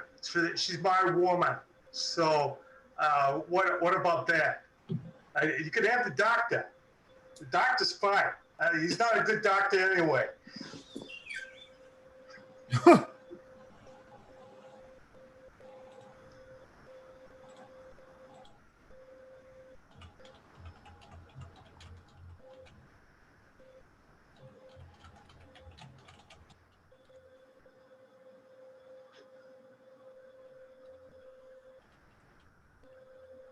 And this is all you hear in your mind. Hey, everybody, I got this wonderful idea. Why don't we just put the artifacts back and we can all leave? We'll just walk away and we all pretend this didn't happen. We just put the artifacts back and walk away. Right? Right, oh tiger god? As you say that, we go to the tiger. He is going to turn his attention now towards the other assistant as he moves to it. And this time he is going to lunge out and try to bite into the assistant. And the bite is going to miss. As he lunges past his assistant, it jumps out of the way. He comes back around with that wicked looking sword. As you see the sword that he has, the scimitar sword, and he slashes towards the assistant, and that will hit for 8 points of damage.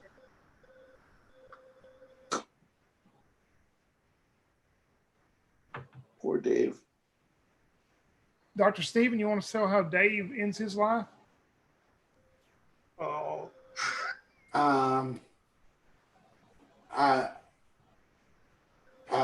Yeah, I mean,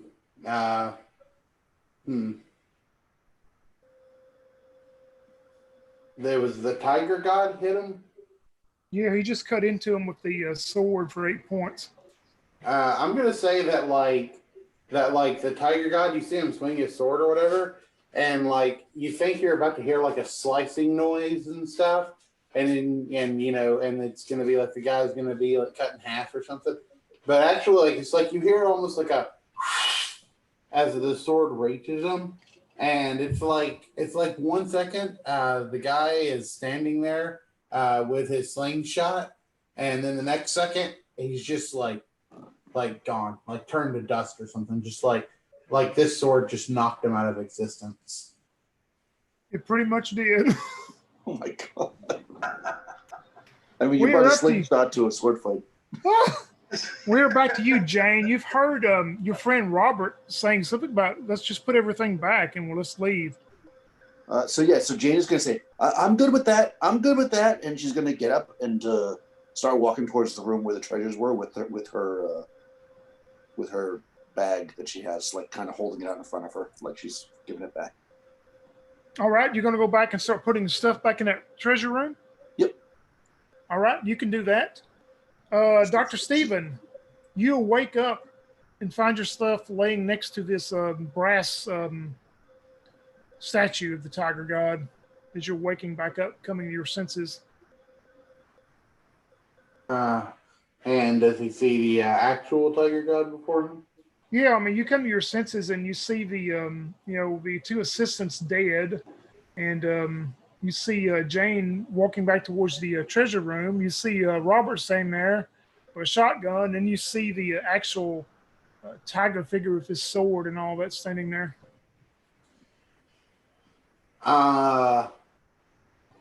Okay, so as a metaphysician, let me see.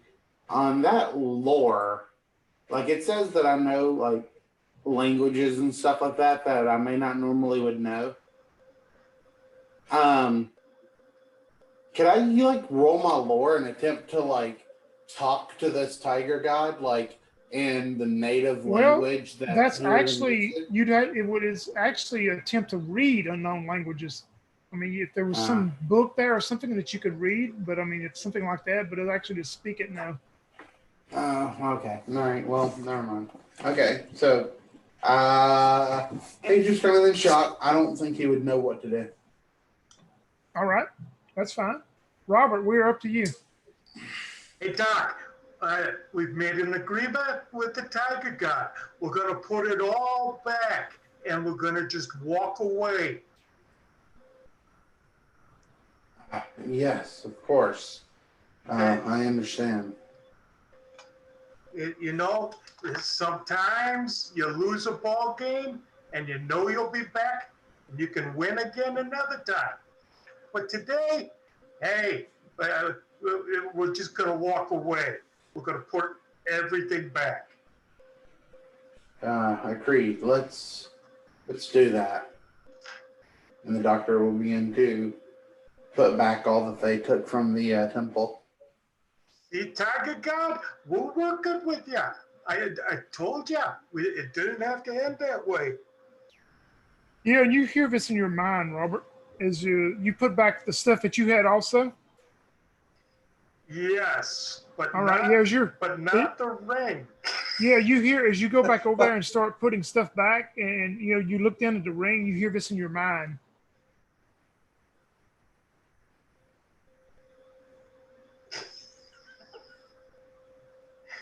I go, thank you, Tiger God.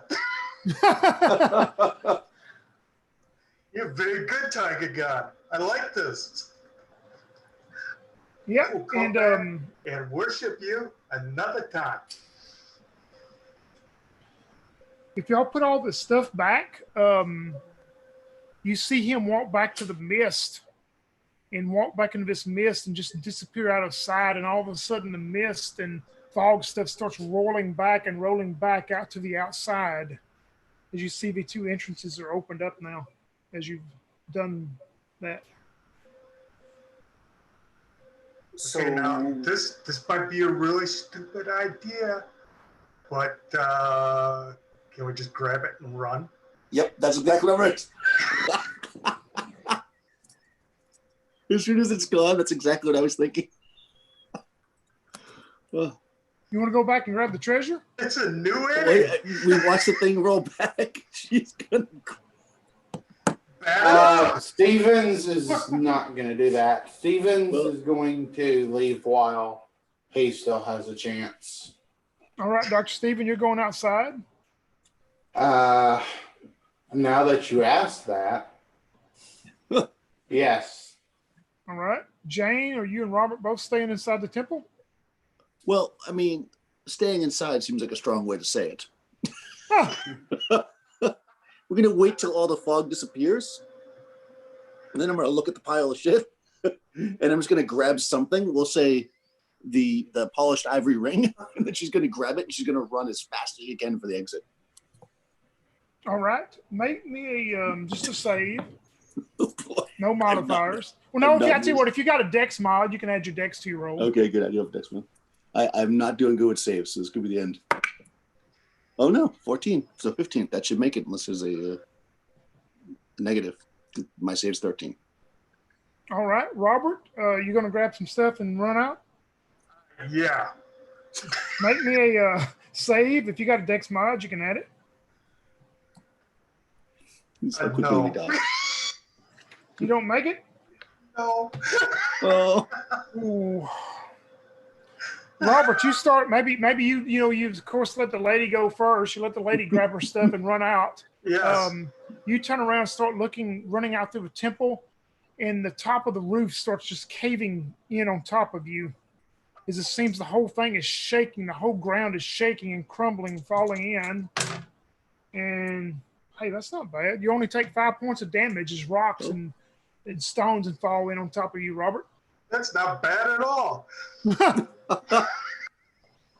So yeah, you grab and run outside as some of this has hurt you. All of you see the temple just start falling in on itself and crumbling, and you see water start boiling up from the bottom of the ground and start just pulling it back down into the ground itself. see you in 100 years there, Tiger God. She kind of looks at the treasure that she grabbed, smiles, and starts heading away. Yeah, Robert's still running. He's not even looking back. Yep, Robert, you're running. Dr. Stephen, you're running We're also, I limping guess. very quickly. Yeah. Y'all are able to run back. Let's just see. I'll tell you what, there's 3 of you. So Dr. Stephen, roll me for the return trip for the first part of it. Roll me a D6. Oh boy. Okay. 5. Yeah, you're able to make it the rest of that day fine. The second part of the trip, Robert, roll me a D6. 1. Oh, man. Oh, let me see. I'll roll the die of doom, I guess.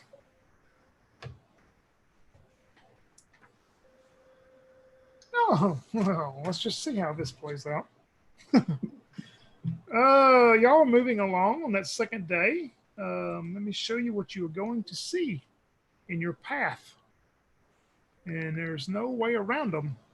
They are all a whole group of them. I will tell you how many here shortly. You see these group of these gray-looking monkeys, and they appear to almost have wings or something that are curled around. They're all real shy, looking down to the ground. There are 9 of them sitting in the middle of the path that you're going back. Oh, that's a bit strange. That is. Man, flying monkeys. They should probably write a story and have those in there. Almost sounds like a Solomon Kane story. True. Oh. Well, if I know anything about monkeys, they like bananas. Here Do we have go. any bananas? I don't have bananas. You got bananas? Roll me a D6, James, see if you got any bananas. Oh, all right. Banana check. 4. Nope, you ate them all. Yeah, no bananas. Oh, no. They're so good on my Wheaties. Hey, monkey people. I am the Blessed One, revealed by the Tiger God. And I am here to have us go right through and leave you alone. See? The Blessed One. They don't. Jay will look and then start moving slowly past, hoping that worked. They don't make any kind of reaction. They're just all kind of curled up, holding themselves, looking down at the ground. And every once in a while, one of them will look up at you and then look back down, like a child, like looking at you shy. I think it worked. Yeah, run. Come on, Doc. You gonna try to run past them? I'm gonna walk swiftly. All right. As soon as you approach them, let's just see. Nope, they don't surprise you. Everybody roll initiative as y'all approach them. Something will happen. Jane, what did you get? 4. All right. What about Stephen? 5. And good Robert. 5. Oh wow, they got a 5 also. So Robert and Stephen, y'all can start us out as you approach this group of 9 monkeys. Go ahead, Robert. Well, I'm just gonna run. You're gonna run past them, okay? I run past them. That's what Steven's gonna do. Stephen, y'all run past them. They had a 5 also. As soon as you run past them, you see them at the same time. You see them open up these wings, and as you do, this cloud of you can smell the burning acid as it just sprays into both of you.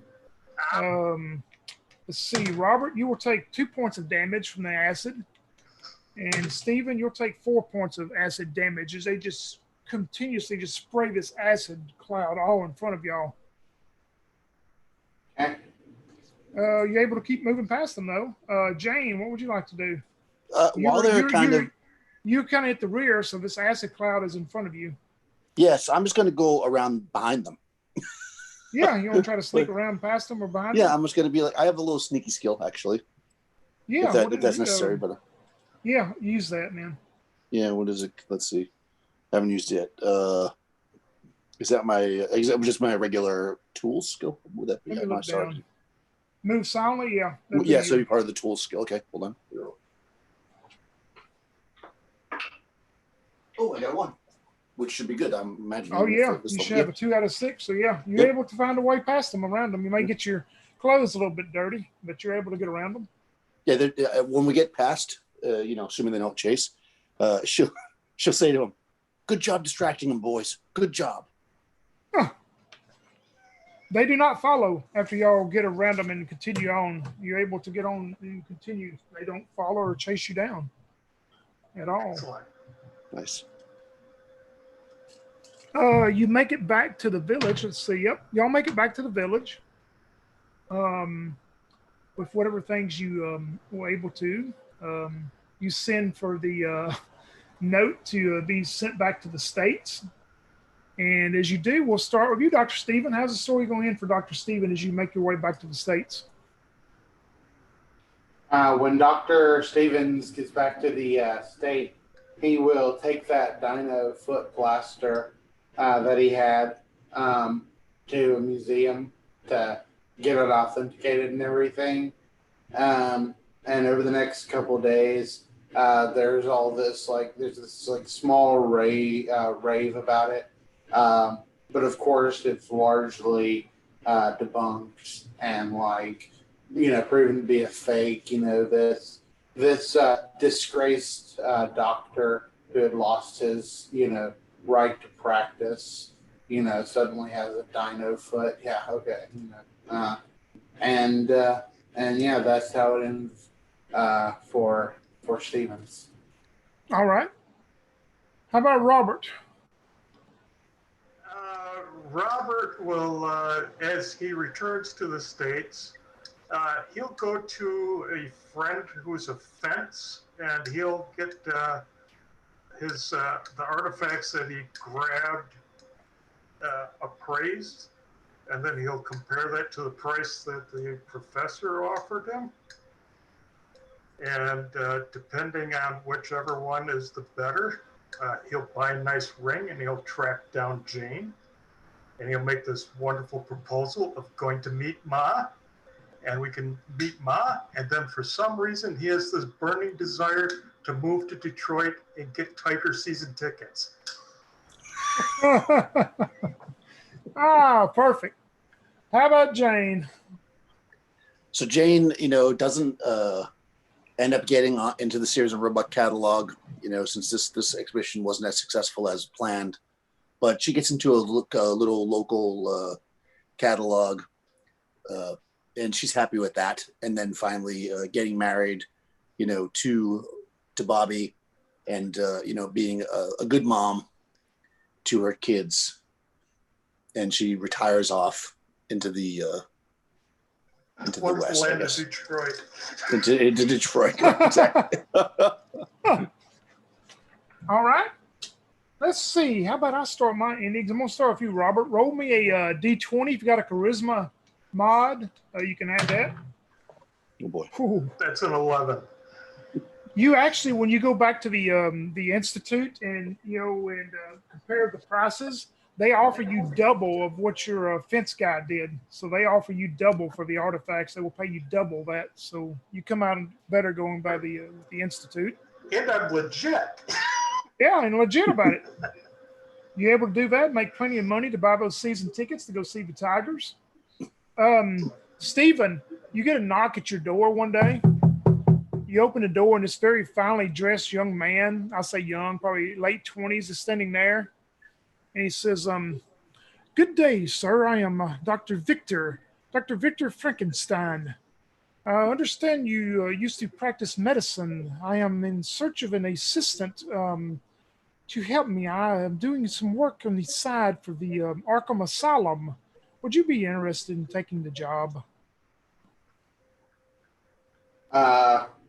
Dr. Stevens smiles and says, tell me, do you know what they call it when you combine a cow and an octopus?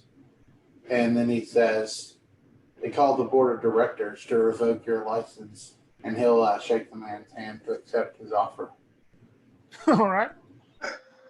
Jane, you get a knock at the door one day, and you open the door to this very finely dressed woman. Appears to be probably in her late 50s or so. I mean, she's smoking a cigarette. She goes, "Oh, you the woman they call Hell's Kitchen?" Yes, that's true. Oh, perfect. I finally found you. It took some time to track you down, but I have something you may be interested in. My husband and I, we publish these pulp magazines where we write these stories. We need a cover model. Would you be interested in that? Oh, well, I've kind of given up that. Yeah, okay, I'll do it. Oh, perfect. I'll have the contract here for you to sign. How quickly they turn on you. Excellent. That was the quickest marriage I ever had. It's all right. It wasn't your first. It won't be your last. A year or so goes by after that, after y'all make it back, as we go back to where the temple is with the doomed tiger that is cracked in and sunk in. And you see the mist start forming again in the fog. And out comes the tiger god again, holding that scimitar. And he goes, I will have my vengeance. That is the end of the adventure known Temple of the Doomed Tiger, playing White Box and using the pulp classes that I come up with. Thanks to Daniel for playing Jane, our Red Hot, Crystal for playing Dr. Stephen, the metaphysician, and Mike for playing Robert, the soldier. That will end this adventure, and who knows, next one they may go chase the Triceratops and see if they can bring it back.